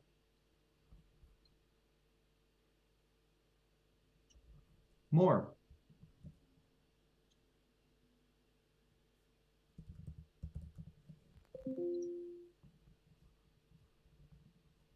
So notice, let's go back there. Sorry about this. So notice this was again a small shift in how we use the chat option, right? Normally people would use it asynchronously. We'll dump something in chat. Well, then you have to, now we're using chat as facilitators in a very mindful way. Two things. Number one, when people work remote, if you want to move from those dominating the meeting, being those who either have the camera or are quick thinkers or whatever, not necessarily smart thinkers, by the way, give time for thinking. Say, take 2 minutes. Now, it seems a whole lot. I don't know if you've noticed. For me, 60 minutes with quiet on a call, 60 seconds, sorry, 60 seconds when we don't speak on a call is a lot. It really is a lot. And it's hard for me as someone who's leading the session to be quiet. You know, you probably noticed that for 60 seconds, it's a lot. So this is something, this is an ability we need to grow within ourselves. If we're leading teams, if we're Scrum Masters, product owners, even team members, offering the opportunity. Think of phrasing it something like, I invite you to think about this for 2 minutes and write down on a piece of paper. Or I invite you to think about this for 2 minutes and then add to this document. Rather than, oh, we want to move away from the transactional, you need to give people time to reflect. So take 1 minute, 2 minutes, a lot of time that can be used very well in remote environments.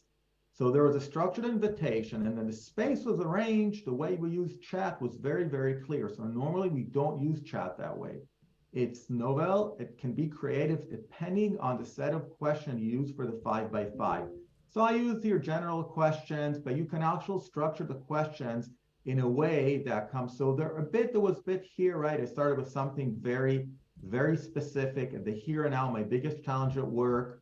And then maybe a challenge that is even more specific, and then a bit more open, something that keeps getting, we move from the immediate to something that's a bit more kind of ongoing. So there was a kind of a ladder of progression.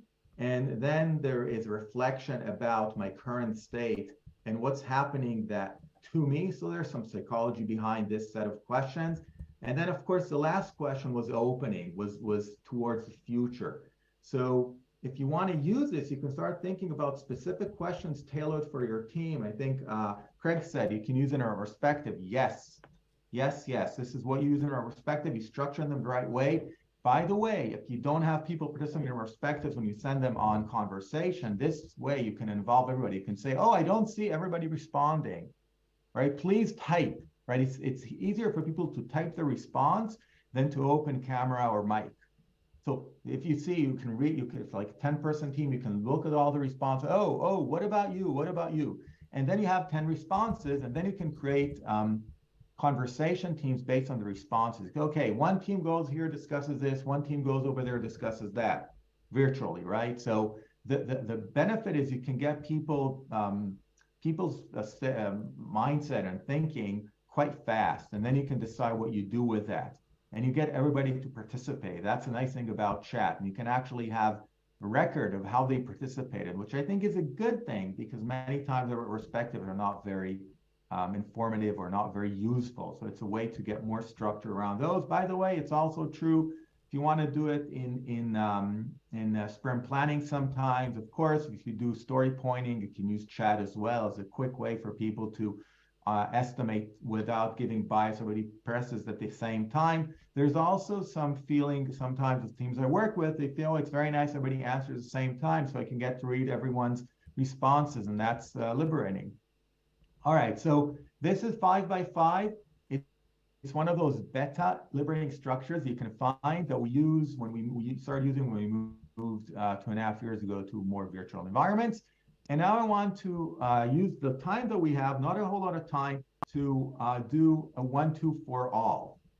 And we're 16 people. That's amazing. That's a great number because it's 4 teams of 4. So without further ado, take a minute and reflect. If you could be 10 times bolder, how would you change your project / team / work culture, build on our 5x5 that we just did? Reflect about that for a minute, and you might also want to write this down. If you could be 10 times bolder, how would you change your project, your team, or maybe it's your work culture?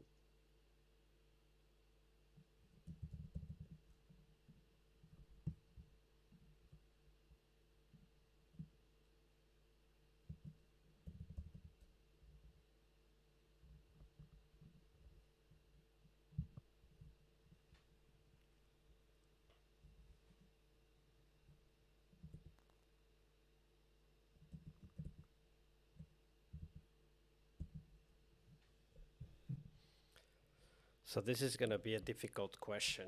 I have to think about if I could be 10 times bolder.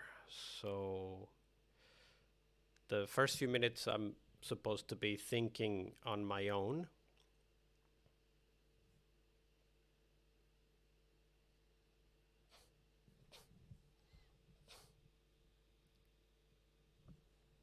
All right, let me do the breakout room with you guys.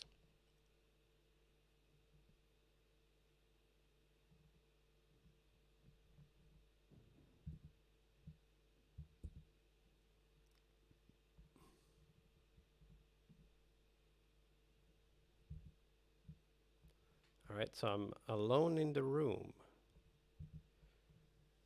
Let's see what happens. Let's see if somebody joins. All right, as we are here, I can of course talk about the what if I could be 10 times bolder? How would that change my projects? Okay, so definitely working with clients would be directly affected by being 10 times bolder. There are things that sometimes you kind of hold back and you think, okay, maybe it's not a good idea to start talking about that now. Whatever the topic might be, like, you know, bringing in experiments as a way to learn what works for the product and even the technology or processes. Maybe introducing a retrospective in a team that isn't using retrospectives yet, maybe using different ways of planning the sprints.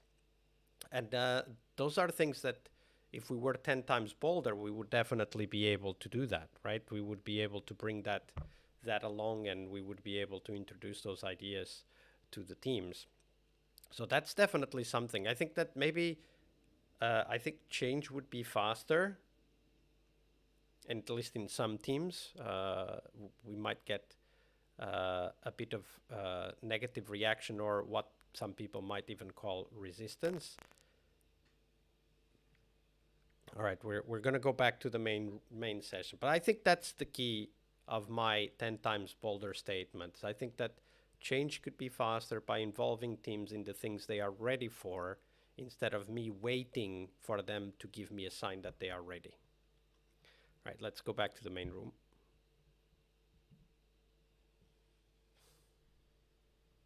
Vasco, I moved you back to the main room because we had an odd number of people. I said, you know what? We'll get you back here in the main room until the participants join, and then I'll figure out the rooms of 4, teams of 4. Yeah, absolutely, no worries. So that's I was doing a live reflection on YouTube, trying to reflect on the question out loud, I guess. So Very nice. let's see how the process goes. This is a process I'm very familiar with, and I really like it. The 1, 2, for all. I've seen it being called by many different names, and I have some colleagues. Actually, one colleague who used to be a teacher, and they use a different name for this same liberating structure. So I don't know where the 1, 2, for all name came from. I knew it as with a different name, but I learned it from a consultancy company. So they used their own name for this liberating structure. Yep. Got it.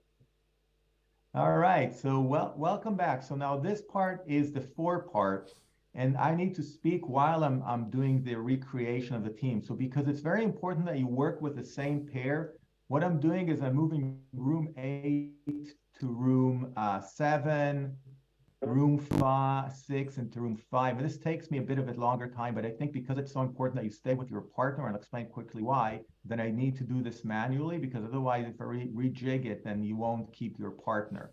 So, and I'll have Vasco with room. So we have 3 teams. Now, the 4 part is important because the 4 part is where you get a bit more time, and you share the ideas from the pairs and you develop them, and you can come up with maybe one thing for a team that then you can share with everyone else. That's an option, right? So what I like to do here, and I'll give you 5 minutes for this, what I like to do here is, for if you're sharing the idea from the pair, don't share your idea, share the other person. So if you are in a pair with George, you'll say, and you're Yelena, Yelena will say, oh, George's idea, most important thing is, and George will say, oh, Yelena's idea. So you don't share your idea. It's a way to build more trust and more empathy. It's like, I like it very much. So in your groups of 4, build on these ideas and see if you can come up to one thing, and maybe what might be next steps for you as a team. If you had to be 10 times bolder, how would you change your team? Any questions before I open these rooms for 5 minutes for a bigger team conversation? Normally, I'll have someone taking notes, and then we won't have time today, but then there'll be a conversation amongst everyone about what is one idea we can work for as a team, as a bigger team together. And I've done this with 80 people, 100, very powerful, also with smaller teams. So I'm opening all the rooms. See you in 5 minutes.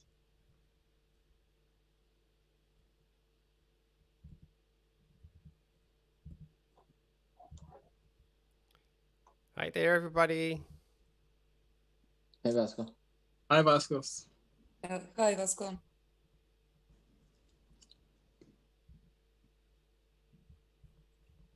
Okay, I'll go first. So is it Yelena or Helena? Yelena, then. Yes. We were discussing being able to hold teams more accountable. Even though I know the new Scrum guide is all about accountability. Doing that in person on a team is harder than what's written.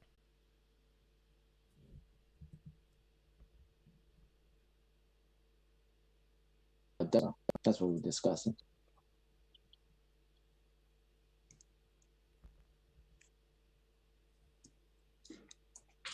And I can also go, Vasco.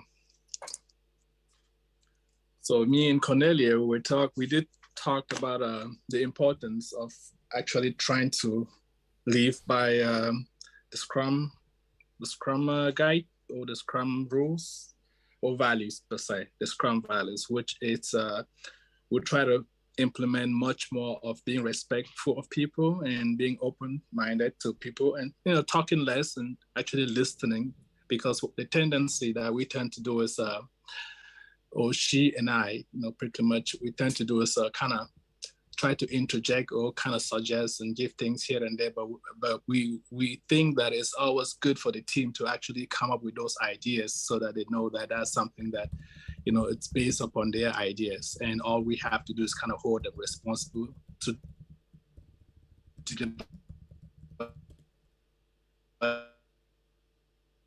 those ideas that that's the part that we think we would improve on.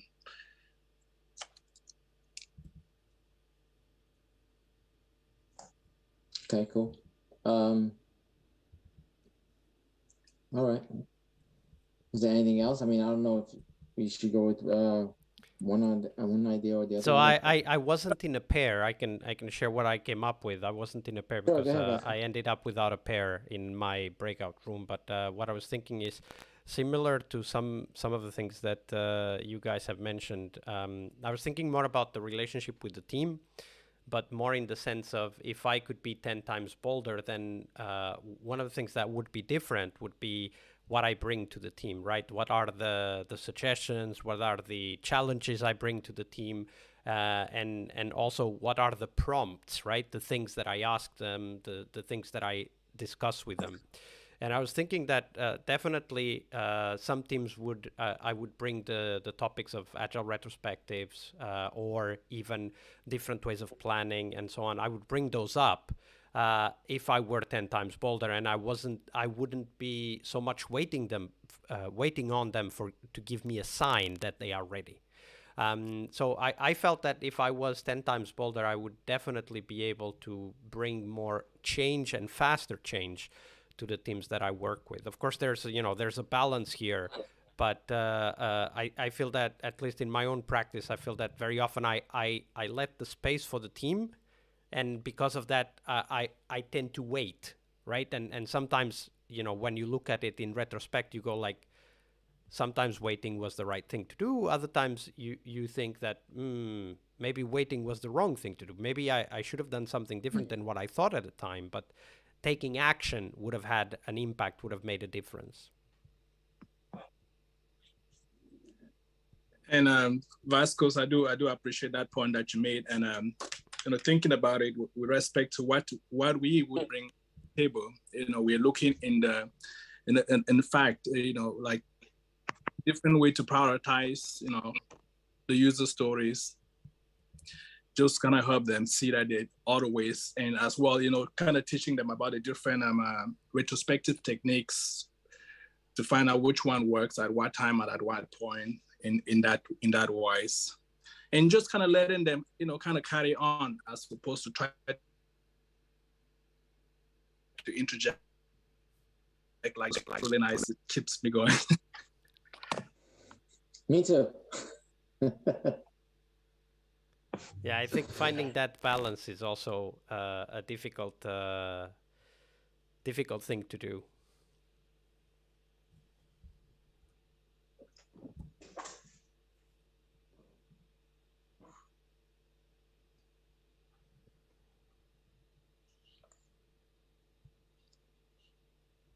All right, I saw some conversations there.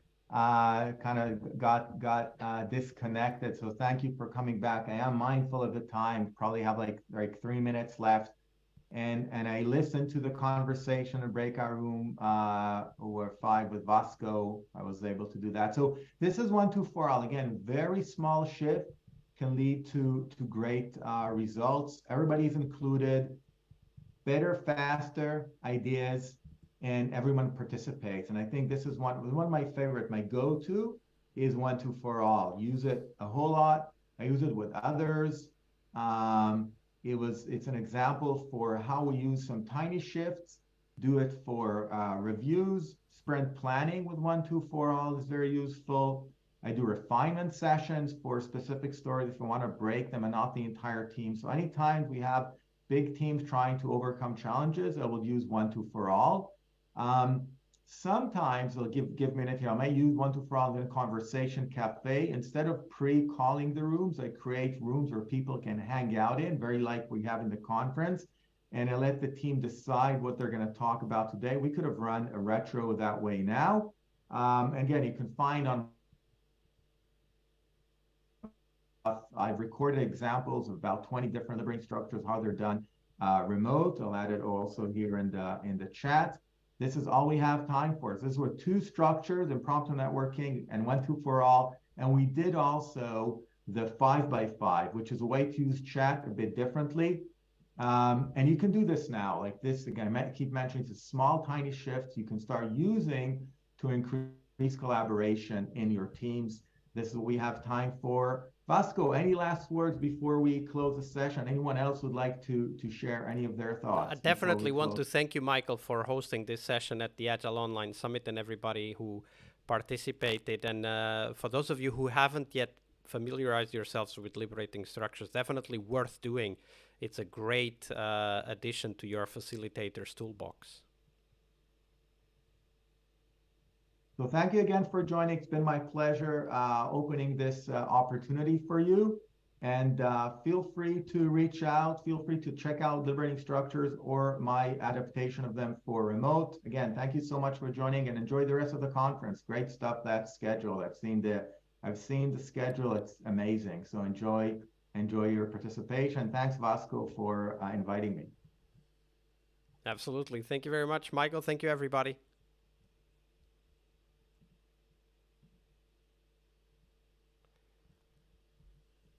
All right, and we're back. We'll take a coffee break now, as it says right there below me, and we'll come back soon for the final session of today, which will be live lean coffee with the sustainability track speakers and Dustin Thorstensen, the host of that track. So I'll take a quick coffee break and I'll be right back. Just keep watching. And I'll catch you in a few minutes.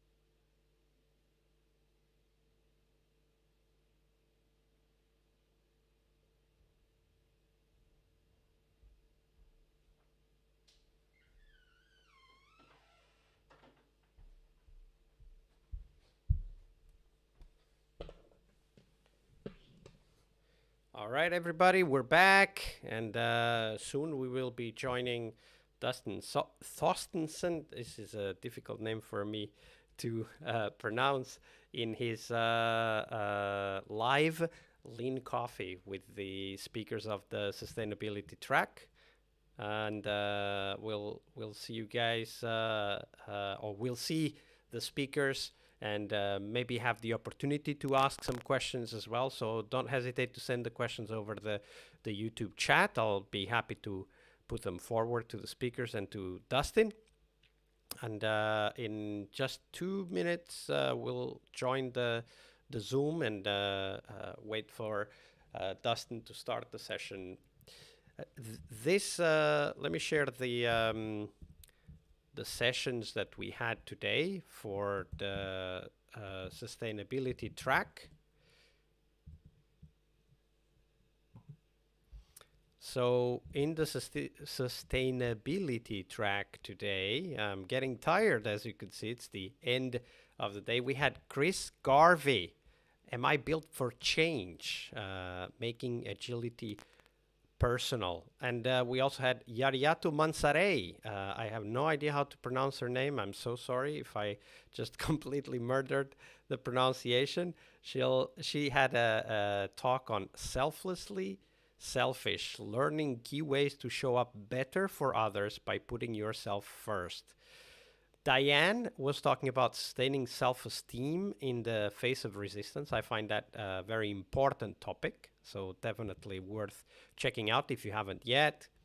And Tara Scott was talking about our working ecosystems, changing your behavior, and because of that, also changing your world. And I think that's a very important lesson for us to take in, especially those of us who are agile coaches and scrum masters, because definitely our behavior has a very big impact on how our teams behave and what they do and the choices they take. So that's a very important aspect. So I'll get us started here. Let me just start the Zoom to join the Lean Coffee session with Dustin.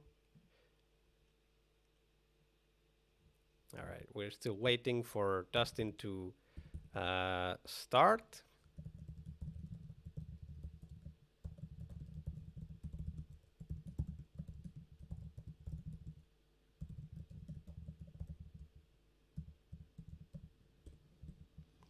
So we'll wait for a little bit as Dustin joins. And for those of you on YouTube, if you attended some of the sessions in today's Agile Online Summit, it would be very interesting for me to know if there was a specific session that you say, okay, this was very important for me. I take away some important learnings from my work.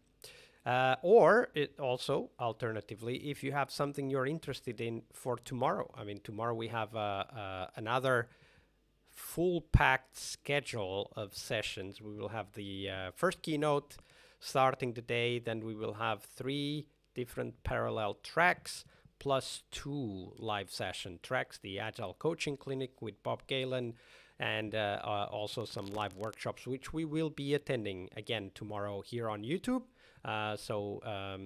This is one way also for you to be able to participate, let's say, in the background, right? You can let YouTube play in the background, listen to what is going on, and also continue the other tasks that you may have to do at that time, like laundry or cleaning the dishes.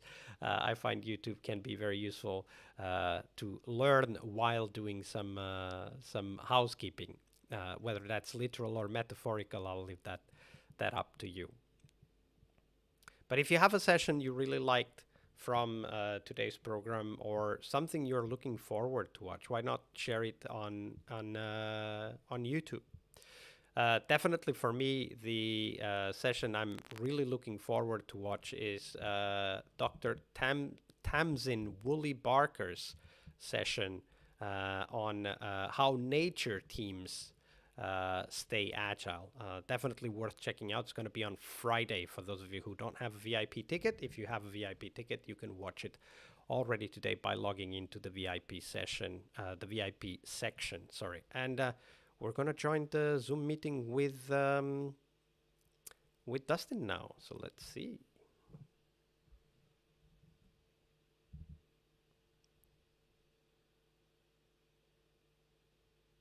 All right, we're on the queue to getting into the room.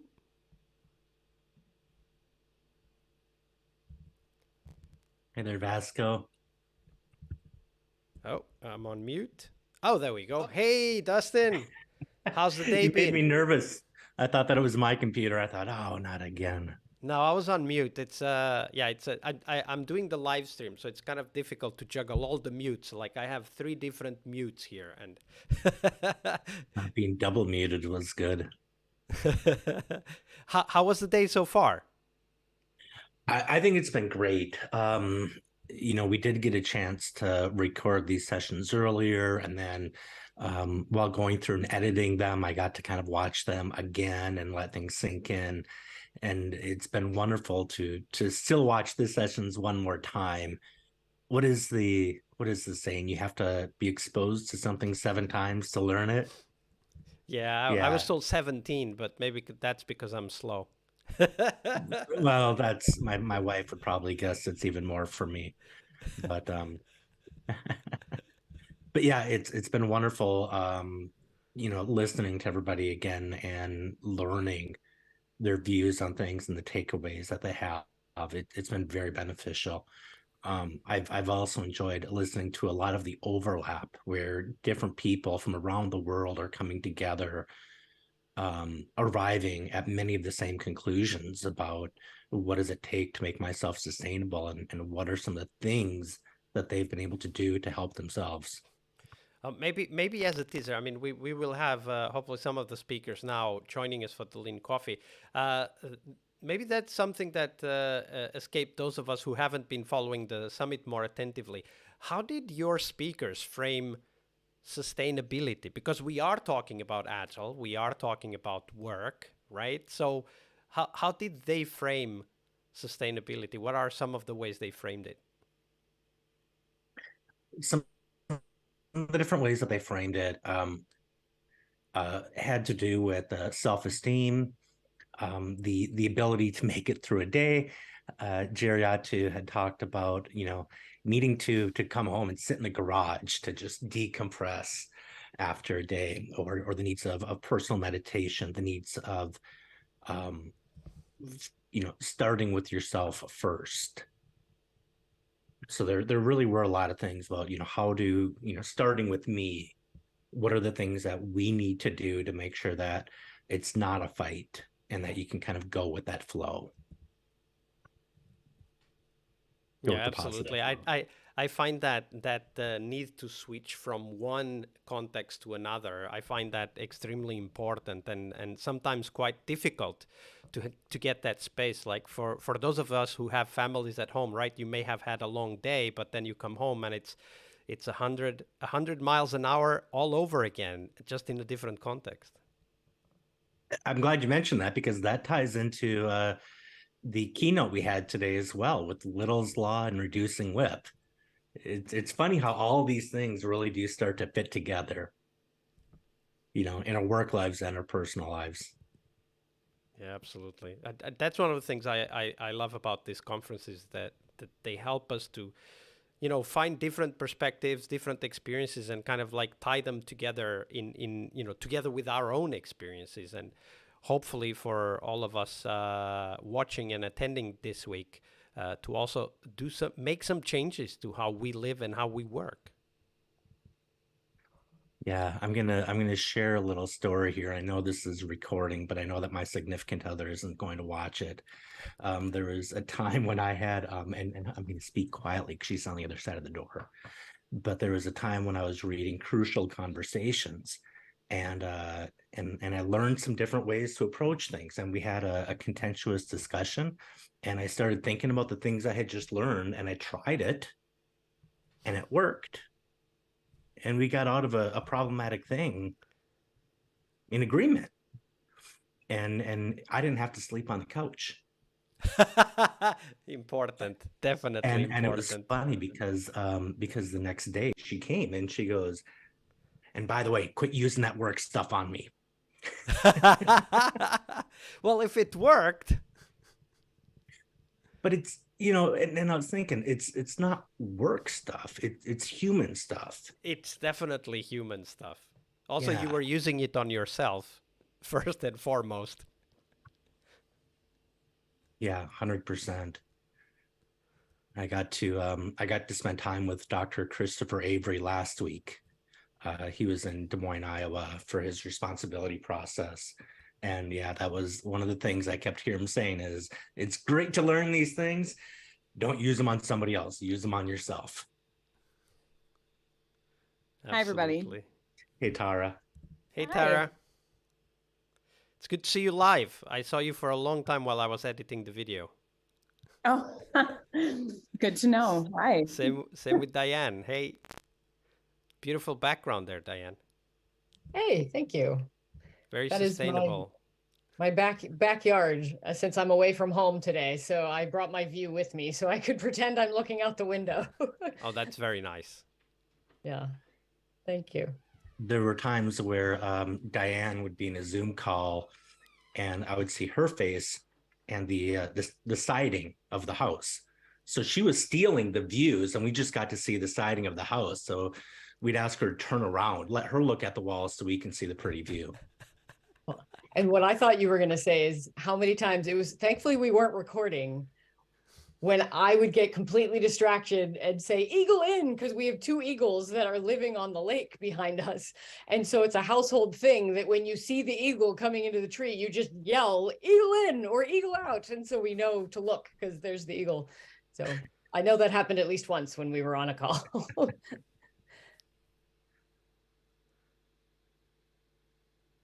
Oh, very good. Well, I see that we've got some attendees here.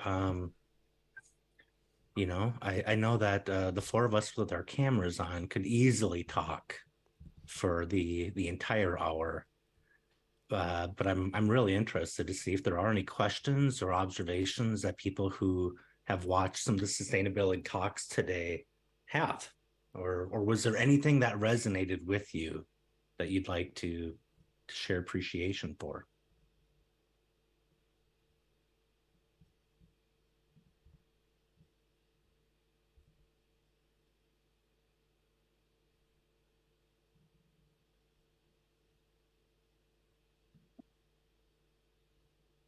I see Alina was kind enough to turn her camera on. Did you have a question?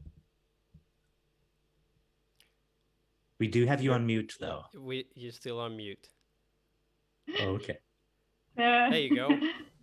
Yeah, thank you. Thank you so much. A quick introduction to myself. I'm Alina. I'm currently living in Germany. I have started my Agile journey in April. I'm the Scrum Master of a team. We are working in a safe environment. I need to admit, Vasco, and I'm hoping I'm pronouncing the name correctly. I'm listening to your podcast, and this is how I got inspired to come to the summit, because I had questions. I was not able to listen to the sustainability because I was in a different room, and I'm really new to this. I really don't know which room to go first, because everything is so interesting and so helpful. So I'm looking for my biggest question. I don't know if it's a topic for this meeting, but I'm trying to find a sustainable pace for my team, because I really do not want to get them all at the bottom. In the beginning of this journey, it's a really tough journey, and we have a lot of layers. That's they didn't even try Agile, but they know it won't gonna work because they know it. And I'm trying to find this in the way that how can I make this balance, not to go crazy, and because I want to try everything and talk to everybody and convince everybody, but also not to go insane. How do I find this sustainable pace to not go, insane? I'll make room for Tara and Diane to address that first. How to not go insane? I think it's a good question for everybody. I don't know. I think that, sustainable paces look different for all of us. And so a lot of the work that I do with teams is around, I know I talked about this, on the interview, which I know you haven't had a chance to look at yet. There's no worries about that, Elena. It really starts with self. So getting people to understand themselves, and only we can define for ourselves what sustainability looks like and what that pace looks like.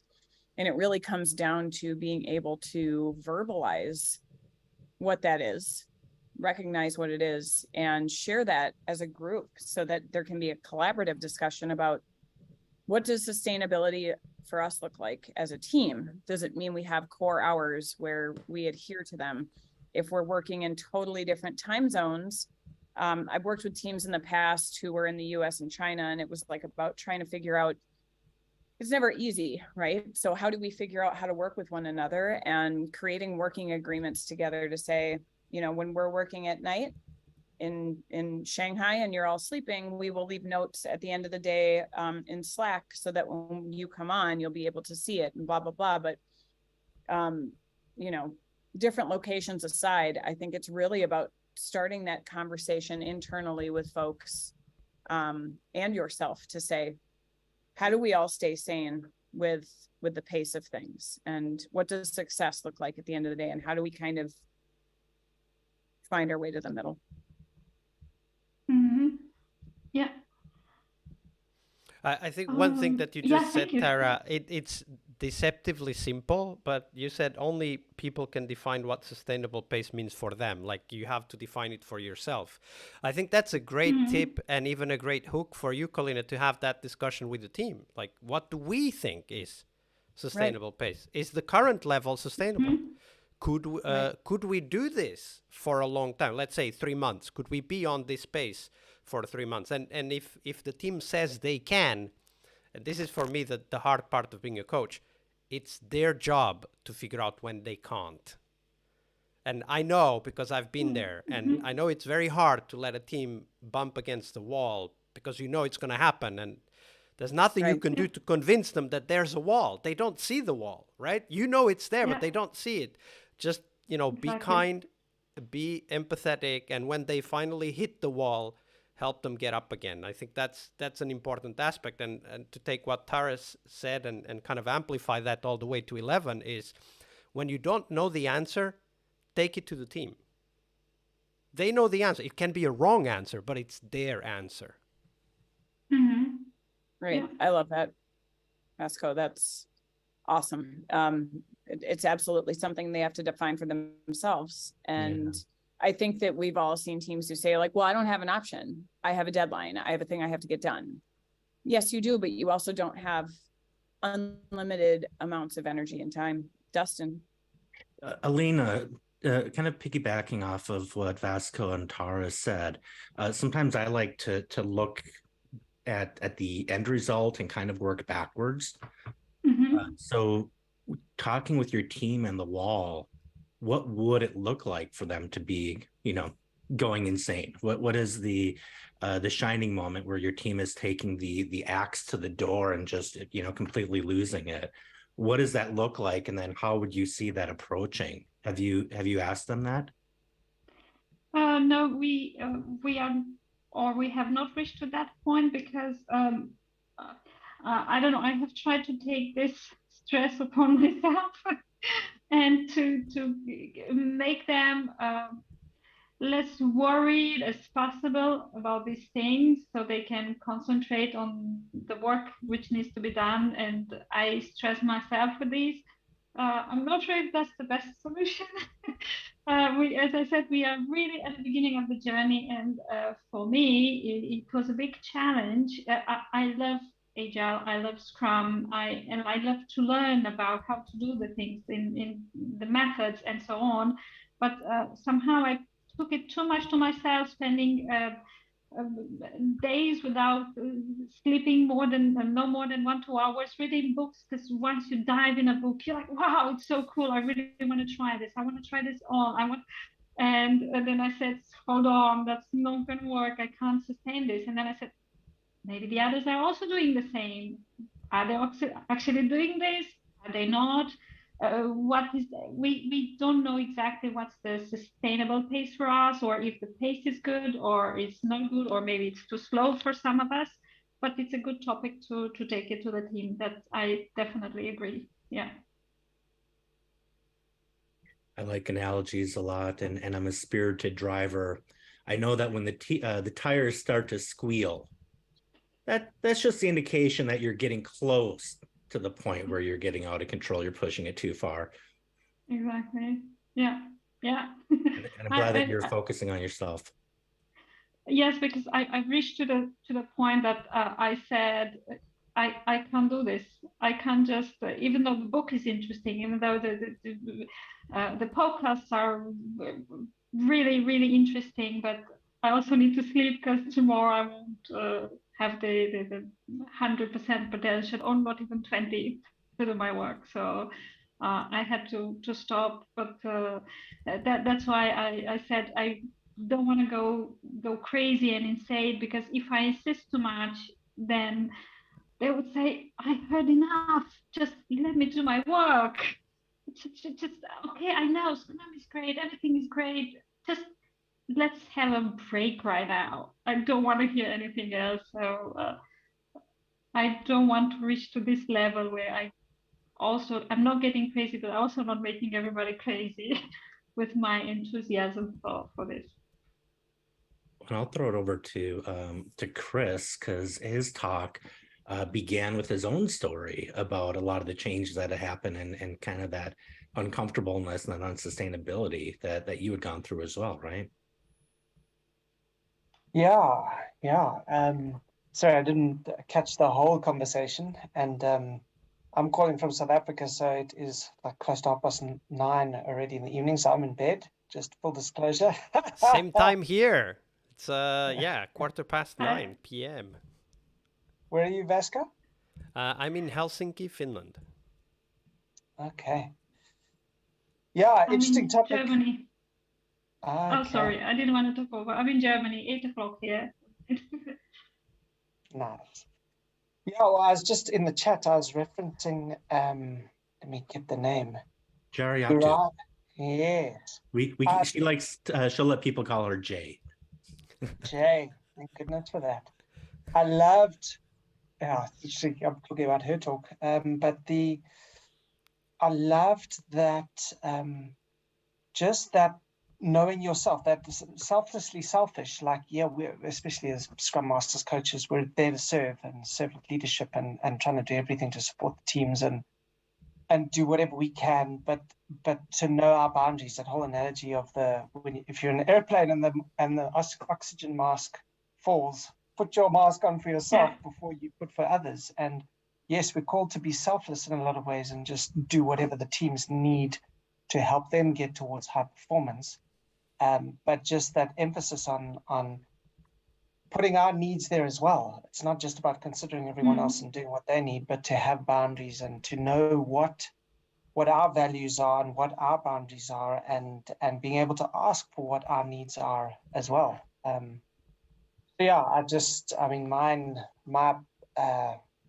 My topic was just, am I built for change? The last 2 years of my life have been a roller coaster, and just to acknowledge that, yes, Agile is all about change, but there is too much change. Like, you can't, we're not, as humans, we're not made to change. Like, you can't, we need some solid foundation. We need some security and certainty in our lives.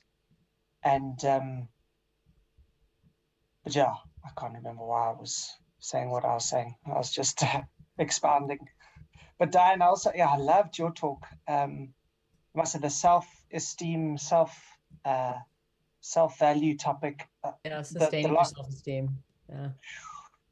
The lockdown, my self-esteem took a big hit. Being a coach and being in person, co-located, like in person, my whole role was people being locked away, online, cameras off. I was like, I hate this new world and my own, like, what's my contribution? What's my self-worth? And so I really enjoyed your talk, speaking to that. Oh, thank you. And I was going to add on to another factor, Dustin. I appreciate what you said in terms of the team talking about what does it look like if we're going off the rails? Like, what are some heuristics maybe to watch out for? And I think personally, that's also important. And that's what I think meditation has helped me with, is listening to my own sense of like, wait, something is not right. Like, you're noticing when you're not sleeping, your body's trying to tell you that maybe you should stop. Like, your body, you are getting clues that you're maybe pushing too hard on yourself. And I think the practice of meditation I'm still very much learning, beginner's mind of like paying attention to my own personal cues, my own personal, like, I find myself not paying attention in this meeting. Okay, what's happening here? Like, I'm distracted and unfocused, and maybe I should pause and actually think about what's happening for me in this moment so that I can either re-engage, or maybe I shouldn't be in this meeting. It's a signal for me to be able to pause and make a better choice for myself. But if you don't stop and listen to what's happening, it's really hard to make better choices for yourself.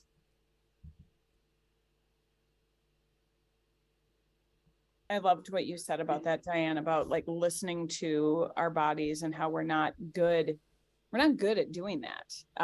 It's so easy to kind of push it aside and say, I'm just going to keep going, keep going, keep going. And then by the end, we're so exhausted. And it's never too late, right? But it's like, then we have to say, let's do it better next time. So maybe getting into the practice of listening to what our bodies are trying to tell us. I work with someone she's a therapist, but she's also a coach. She's awesome. And she talks a lot about the nervous system and polyvagal theory and all that stuff. And it's so fascinating. And I too, Diane, I'm like, baby, like beginner, like I've just started to get into some of this stuff, but you know, when the nervous system enters that state of like heightened arousal, as they call it, like when a gazelle is being chased and they go, we're not able to think clearly, and we're just moving at the speed of light. And it's not until our frontal lobe can actually like chill out a little bit that we can start thinking reasonably and be like, maybe I need to just take a breather. Vasco, you look like you're going to say something. Yeah, I was going to say that it sounds like that's what Aline was going through with her team as well, right? Like this idea that you just have to keep on going, right? I just have to keep on reading this book because the information is so important. And the other aspect that Diane mentioned, listening to ourselves. I went through therapy. I'm still in therapy. It's one of the things that I found helped me improve my skills as a coach as well. And I have to say that it's humbling to find out how little we know about ourselves once we finally open the door to let that process start, right? Like this self-reflection and therapy process start. And that's why I would say that if you even have the inkling, like even just the small hint that you're doing too much or the team is going too far, that's probably already quite far. But we can't force others to acknowledge it, right? We can only open the conversation. It is still their process to acknowledge. Yeah. And that's also one of the reasons why I would recommend, Alina, that you do the same, which is it's super important to have our own coach. As Scrum Masters and Agile coaches, it is very hard to help a team and help team members if we are not being helped ourselves. So I think the same story that Chris had, right? Like about this, am I built for change? Yes, the answer to that is yes, but maybe you were in a situation where you did not have the right support to help you find what was the next step, what was the appropriate way to go through that process. And we can't often find that ourselves.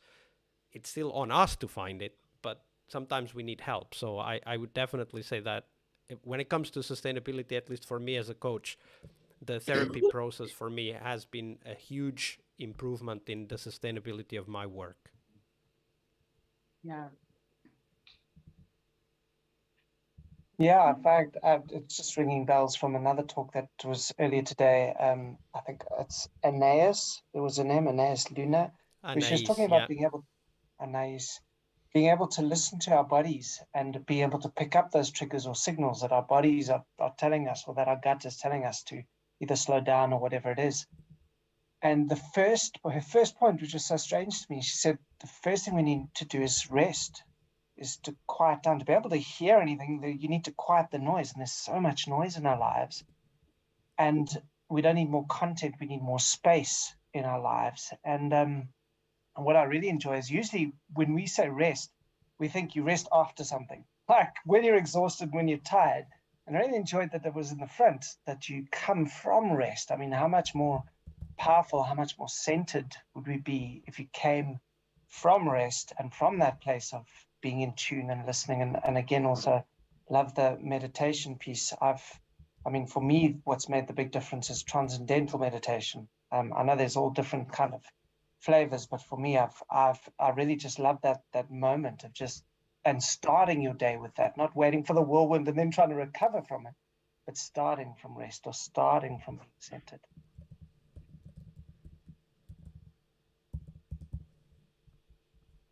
think rest is incredibly important and also something that we just don't often do.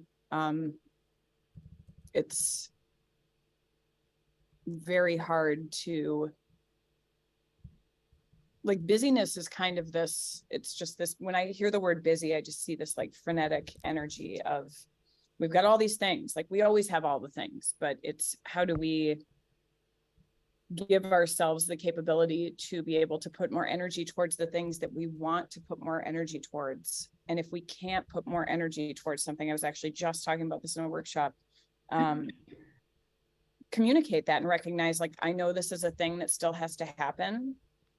However, I do have to do this thing first, but then I'll get to it, regardless of whether that's actual work or conversation, because I think silence can be deafening in those cases where it's just, it feels like it's forgotten.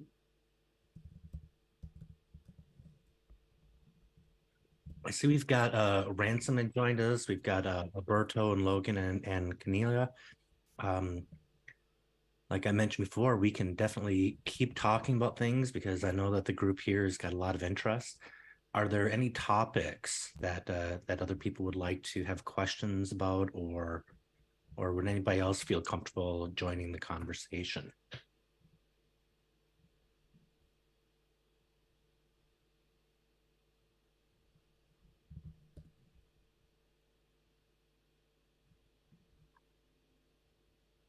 Hey, Logan. Hey, yeah, I don't have a lot to add yet. I'm still digesting what I watched so far, but I really appreciated the toolkit among the videos. Oh, Diane's toolkit. Yes, but also plenty of the others as well. How did that resonate with you? Well, partly because it wasn't what I expected from a quick read of the description. I thought about times when I've, been trying to bring in new ideas and it maybe has or hasn't worked, and so it was sort of like a couple of steps back to, oh yeah, do that, and then do that as if it's one thing you do, but it was just like, oh yeah, things that can maybe provide a little separation from the success of any particular distance. It's been interesting just hearing this conversation and thinking about how much of what we're talking about has to do with our self-esteem and our own perception of self, and are we worth taking a rest? Are we constantly trying to prove our worth? So some of what I was thinking about with Alina's question is even around like why are we having a challenge with sustainable pace? Like, question what is keeping you working and working and working? Like, why are we pursuing all of these things? Because we all, I think, suffer from that to some extent as we're trying to prove our worth, as we're trying to add value to the world. And you've got to figure out where is it that I'm serving a purpose, I feel, versus where am I trying to maybe earn something that I already inherently have.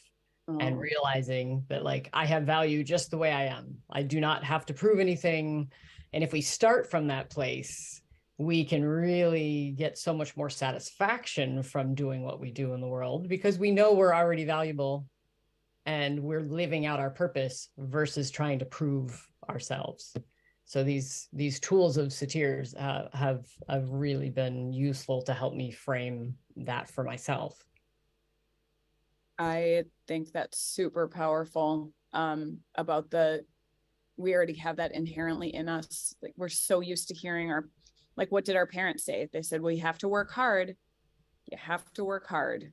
And if you don't work hard, you're not going to be able to earn what you need. And this might be coming, it probably sounds like I'm about to jump into like a anti-capitalist diatribe, but that's not where I'm going.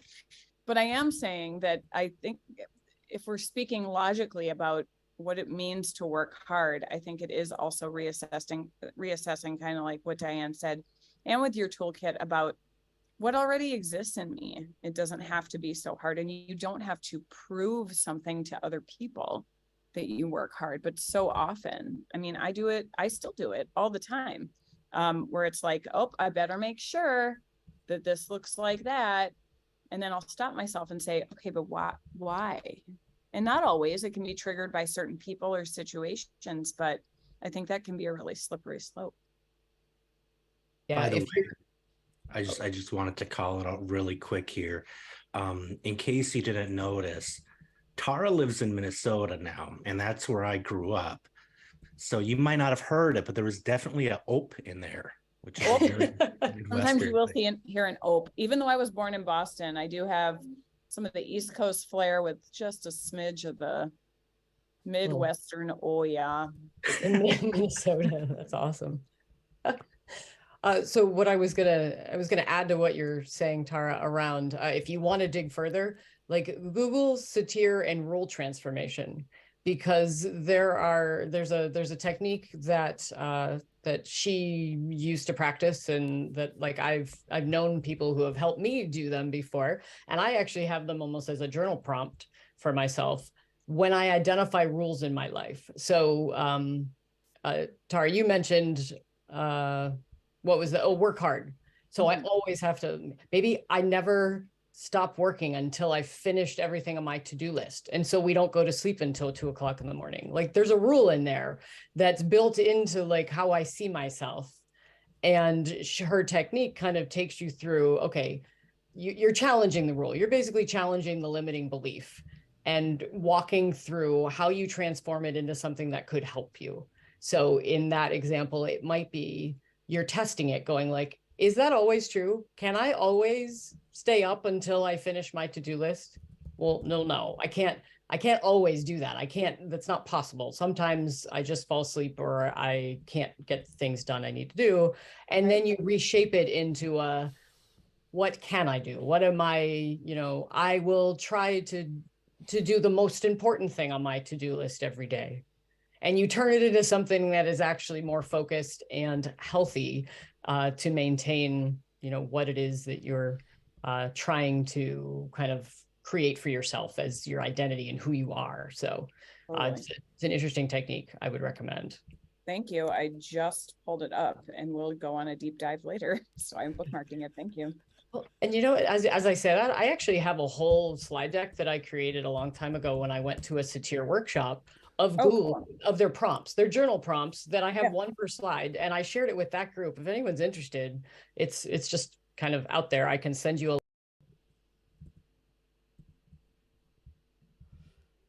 Hey, Marco, thank you very much for the sub. Awesome. Welcome to the channel. Thank you. Yeah. So and I did also include your email, Diane, in our Slack channel. In your talk, you did say email you and you'll give somebody a free year to the Balance app. Yes, I love that meditation app. And it's not something I'm giving. It's your first year is free. And it took me 6 months to build a habit. Like, I think they're smart in their marketing of giving you a year because they know it's going to take you a while. If you're new to this, it's not something you just, start 1 week and then you're set. So I would happy to share that link as well.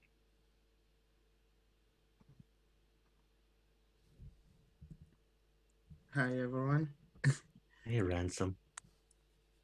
Hello, good evening. I was just listening and taking notes away. I'm fairly new.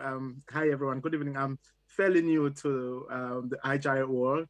Started off with a small team and then rapidly moved on to a massive team. So I'm hearing about burnout and, trying to prove your worth and, all of that, and it quite resonated a lot with me because there are times where I work late into the night. You're not forced to, but you really want to make sure that you're supporting your team as much as you can. So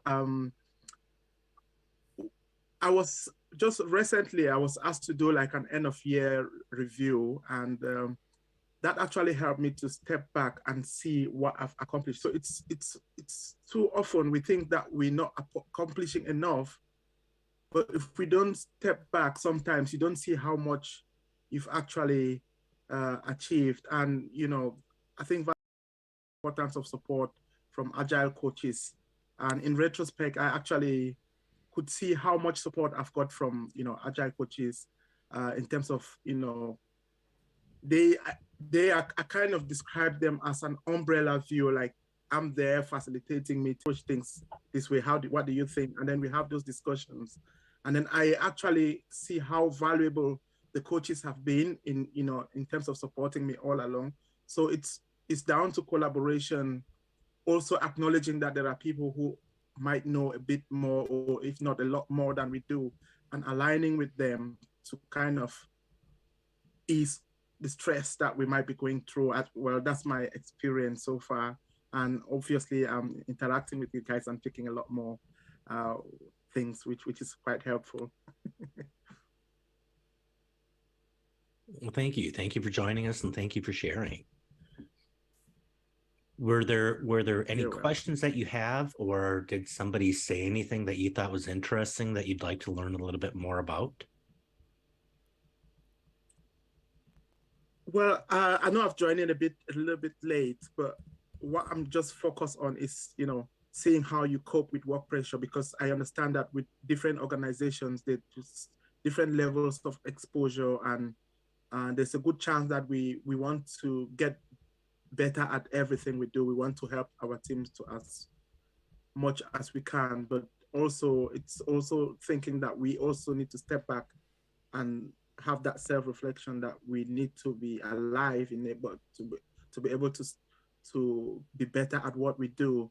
So how do you cope with pressure when you work with a very, very massive organization where there's a lot of pressure, where you attend meetings and sometimes you realize that delivery managers are under pressure from bosses, and that kind of streams down gradually, because you could be tempted to try and push your teams to deliver quicker, but at the same time, we want, if you're working in a very massive organization where there's a lot of pressure from the top.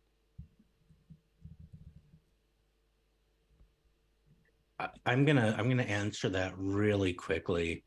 I had worked at a large automotive company, a Fortune 5 company, and after that gig, I went to a much smaller company.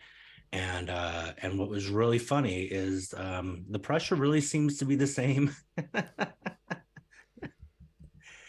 People want to get things done. And for a while, when I learned about the Peter Principle, that people are promoted to their highest level of incompetence, I first used that concept as a weapon. Like, that dummy is Peter Principled. They're promoted beyond their abilities. And I started to change how I looked at that and have a little bit more empathy with the people who are in those positions. All the way down, people are having pressure. It starts with your stakeholders up top, the shareholders. Our leaders are trying to make sure that the quarterly reports look good and the stock price goes up, and they're trying to learn how to do that. And each one of them is saying, well, I don't know, you do it. I don't know, you do it, and keeps cascading down. And then we get to blame the QA because they're the last people who touched the product. But I'll just kind of mention that and open it up for other responses. But like I said, I do have empathy for all the people trying to do their thing and solve what might be undefined. Thanks for that. Sure.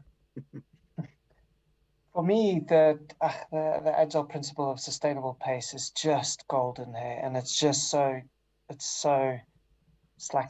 like an endangered species. So I've just started at a big corporate. It's the first time I've been in a big corporate, and I've never known. I've been in some pressure places. This one, you add bureaucracy and complexity to the next level to the pressure, and it's just like, how can you expect to get the best out of people? Like, none of the good stuff flourishes under a lot of stress. Yes, you can go through a phase of it where there's big delivery, but then you've got to know there's got to be a big rest. There's got to be a catch your breath. But for me, innovation doesn't happen under pressure. Connection, flow. What about diamonds, Chris? Diamonds are made under pressure. Exactly. I had that thought earlier. I was like, but diamonds do. So my analogy is getting broken there. But and maybe it's also just me, because I don't work well under pressure. I try my best to just get in front of a timeline, and so because it's just a me thing. But that sustainable pace, if you want to do something for long and not compromise on quality, then sustainable pace. I know we're talking around it a little bit to your question, Ransom, but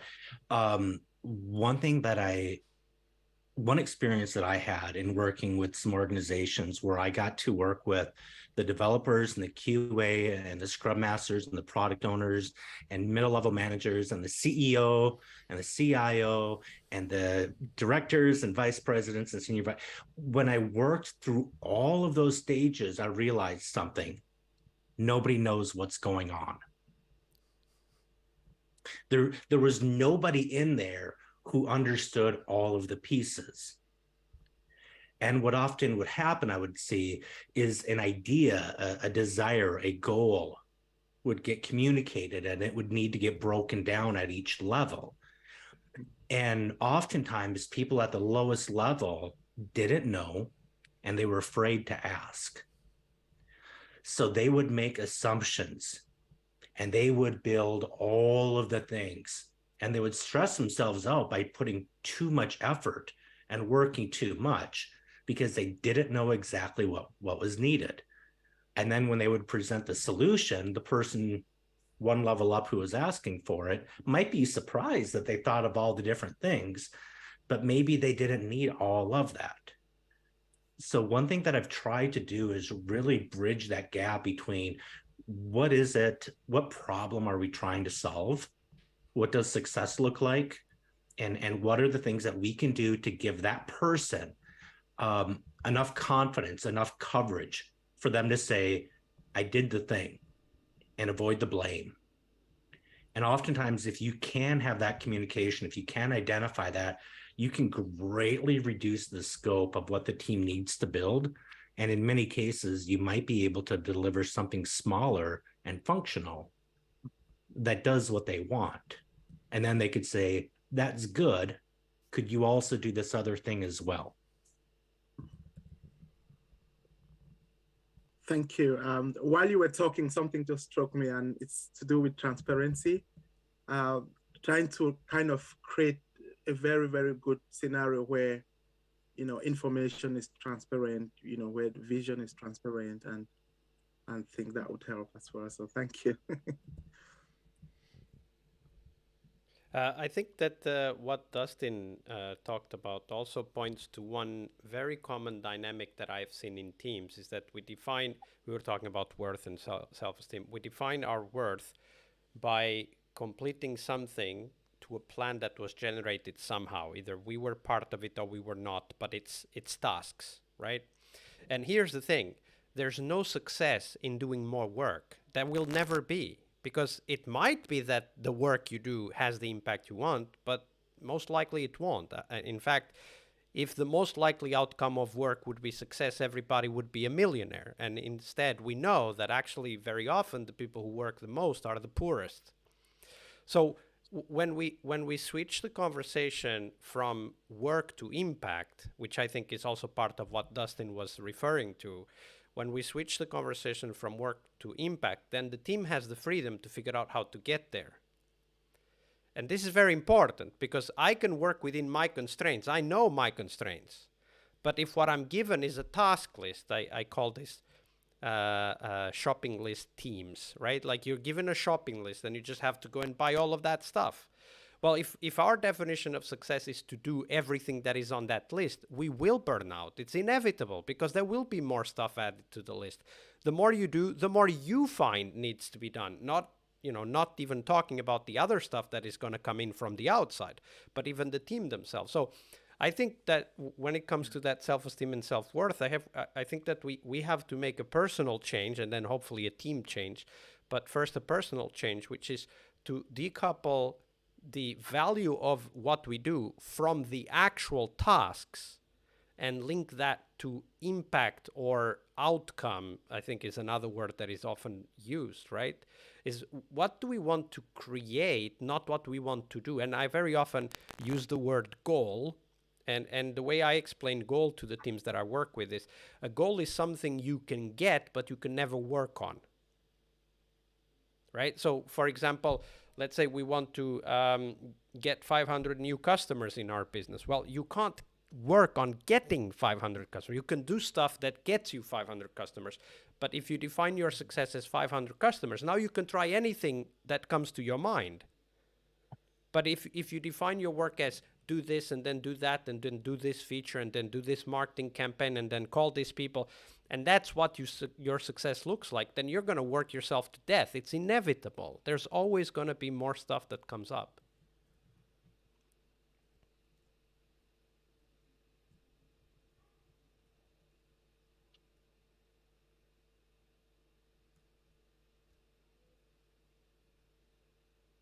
All right. Who else has got some questions or comments, or who else wants to just make an inflammatory statement out there and see which one of us reacts the best?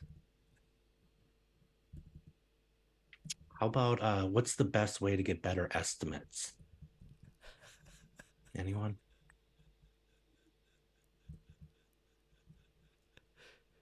You're really trying to just poke at it, aren't you? I am. I'm picking the scab. It is quite late here. Otherwise, I might even take the bait.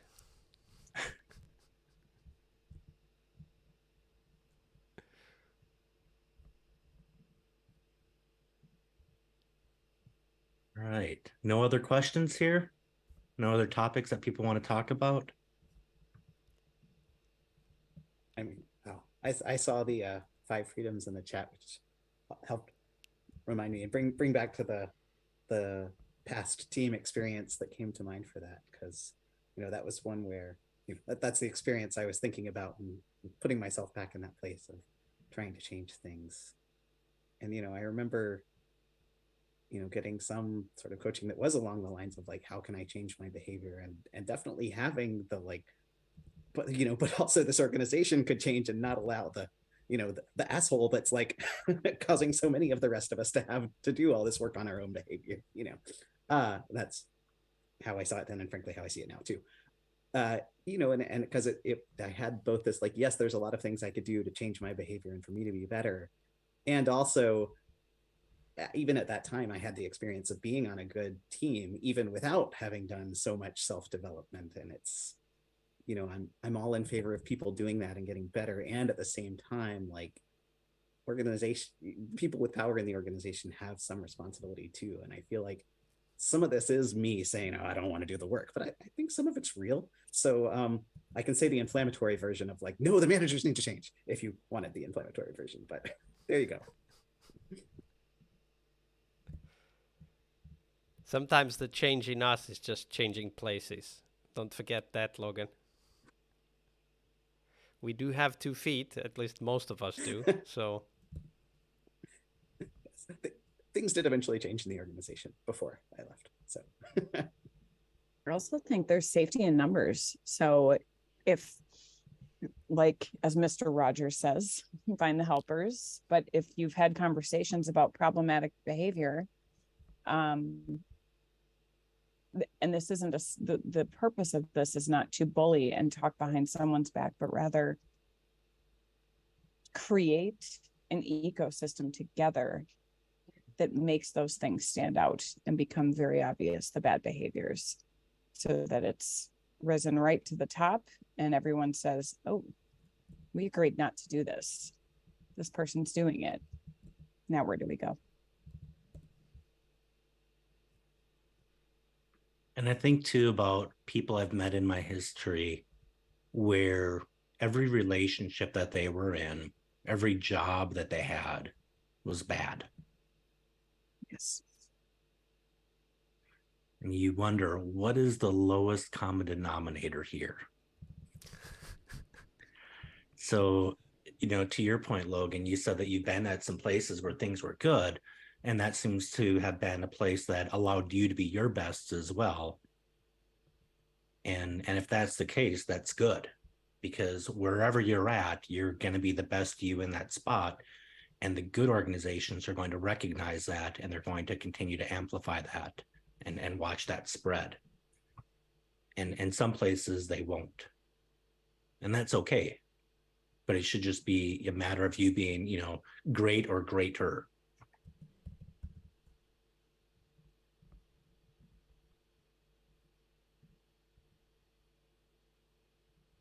Does anybody have any takeaways, things that they've experienced or learned today that they're going to continue to move forward? I'm going to go first.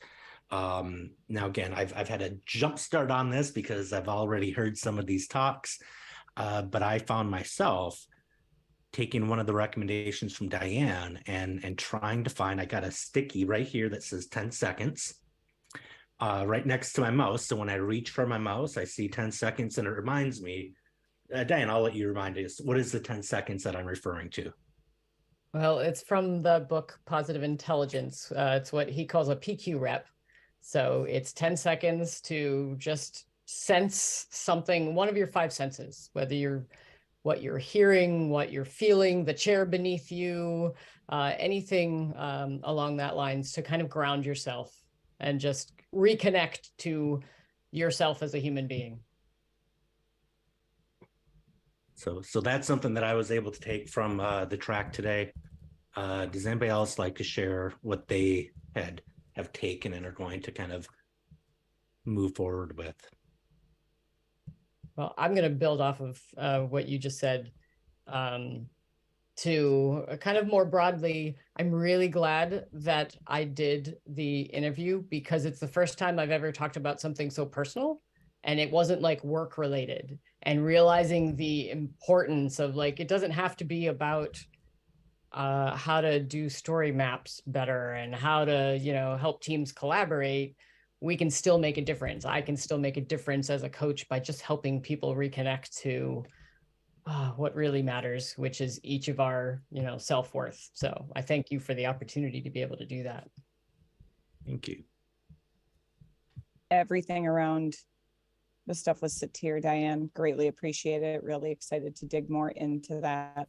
I think, I know I mentioned it in my talk, but I teach the psychological safety workshop, which is, we offer it publicly and privately, but we do a lot of work with journaling and ask people to reflect during their week and experiment in real time with their ecosystems. And I just think journaling is such an awesome way. And it doesn't have to look like that physical journal with a pen. It can be on your computer, Post-its, whatever, but it really allows you to go inward first before outward. So I'm looking forward to doing that.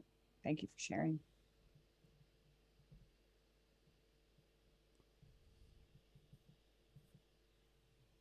Does anybody else have anything they'd like to share about the takeaways and things that they may try new?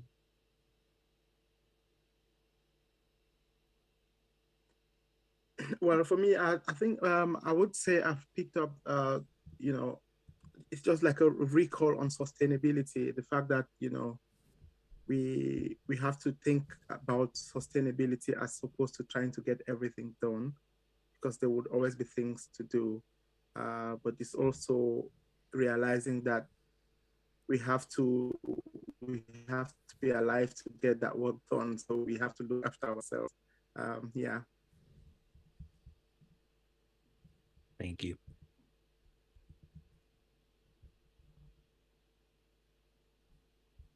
I think mine, what comes up for me is just the coming from rest rather than putting rest afterwards. And how do I make rest more central, not an afterthought that you do only when you're exhausted. We also want to thank Diane. I love those 5 freedoms, and just hearing them made me reflect how I'm at a place where I'm able to speak freely a lot more, and not because there's the safety to, but because I'm giving myself permission to be honest, and it's liberating. I love that you put clothes on those feelings by giving that phrase. Am I able to live and express my 5 freedoms?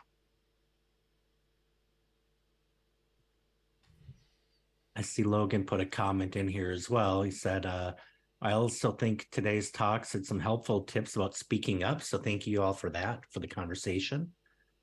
And you said you need to leave a few moments before, so we'll see you. And if anybody else, I'll make a last moment, if anybody else had anything to contribute today. I want to thank you guys all for participating in the summit, for sharing your experiences, your wisdom, and also your questions. I loved how the sustainability track turned out to be. So thank you, Dustin, very much for the effort and the love you've put into this sustainability track. Thank you. And Yes, thank you. thank all you for so your much to all of you for organizing this. Great conversation. Really great stuff. Thanks for sharing. Very good. I'll see you all tomorrow. Yes. Yes, thank you so much, and see you tomorrow. Thank you. And it's 3 hours. It's amazing how time flies when you're having fun, as they say. So thank you very much, everybody, for participating on YouTube and also on the Lean Coffee, the workshops, and all the sessions we had today. And I'll see you tomorrow again, same time, same 3 hours. So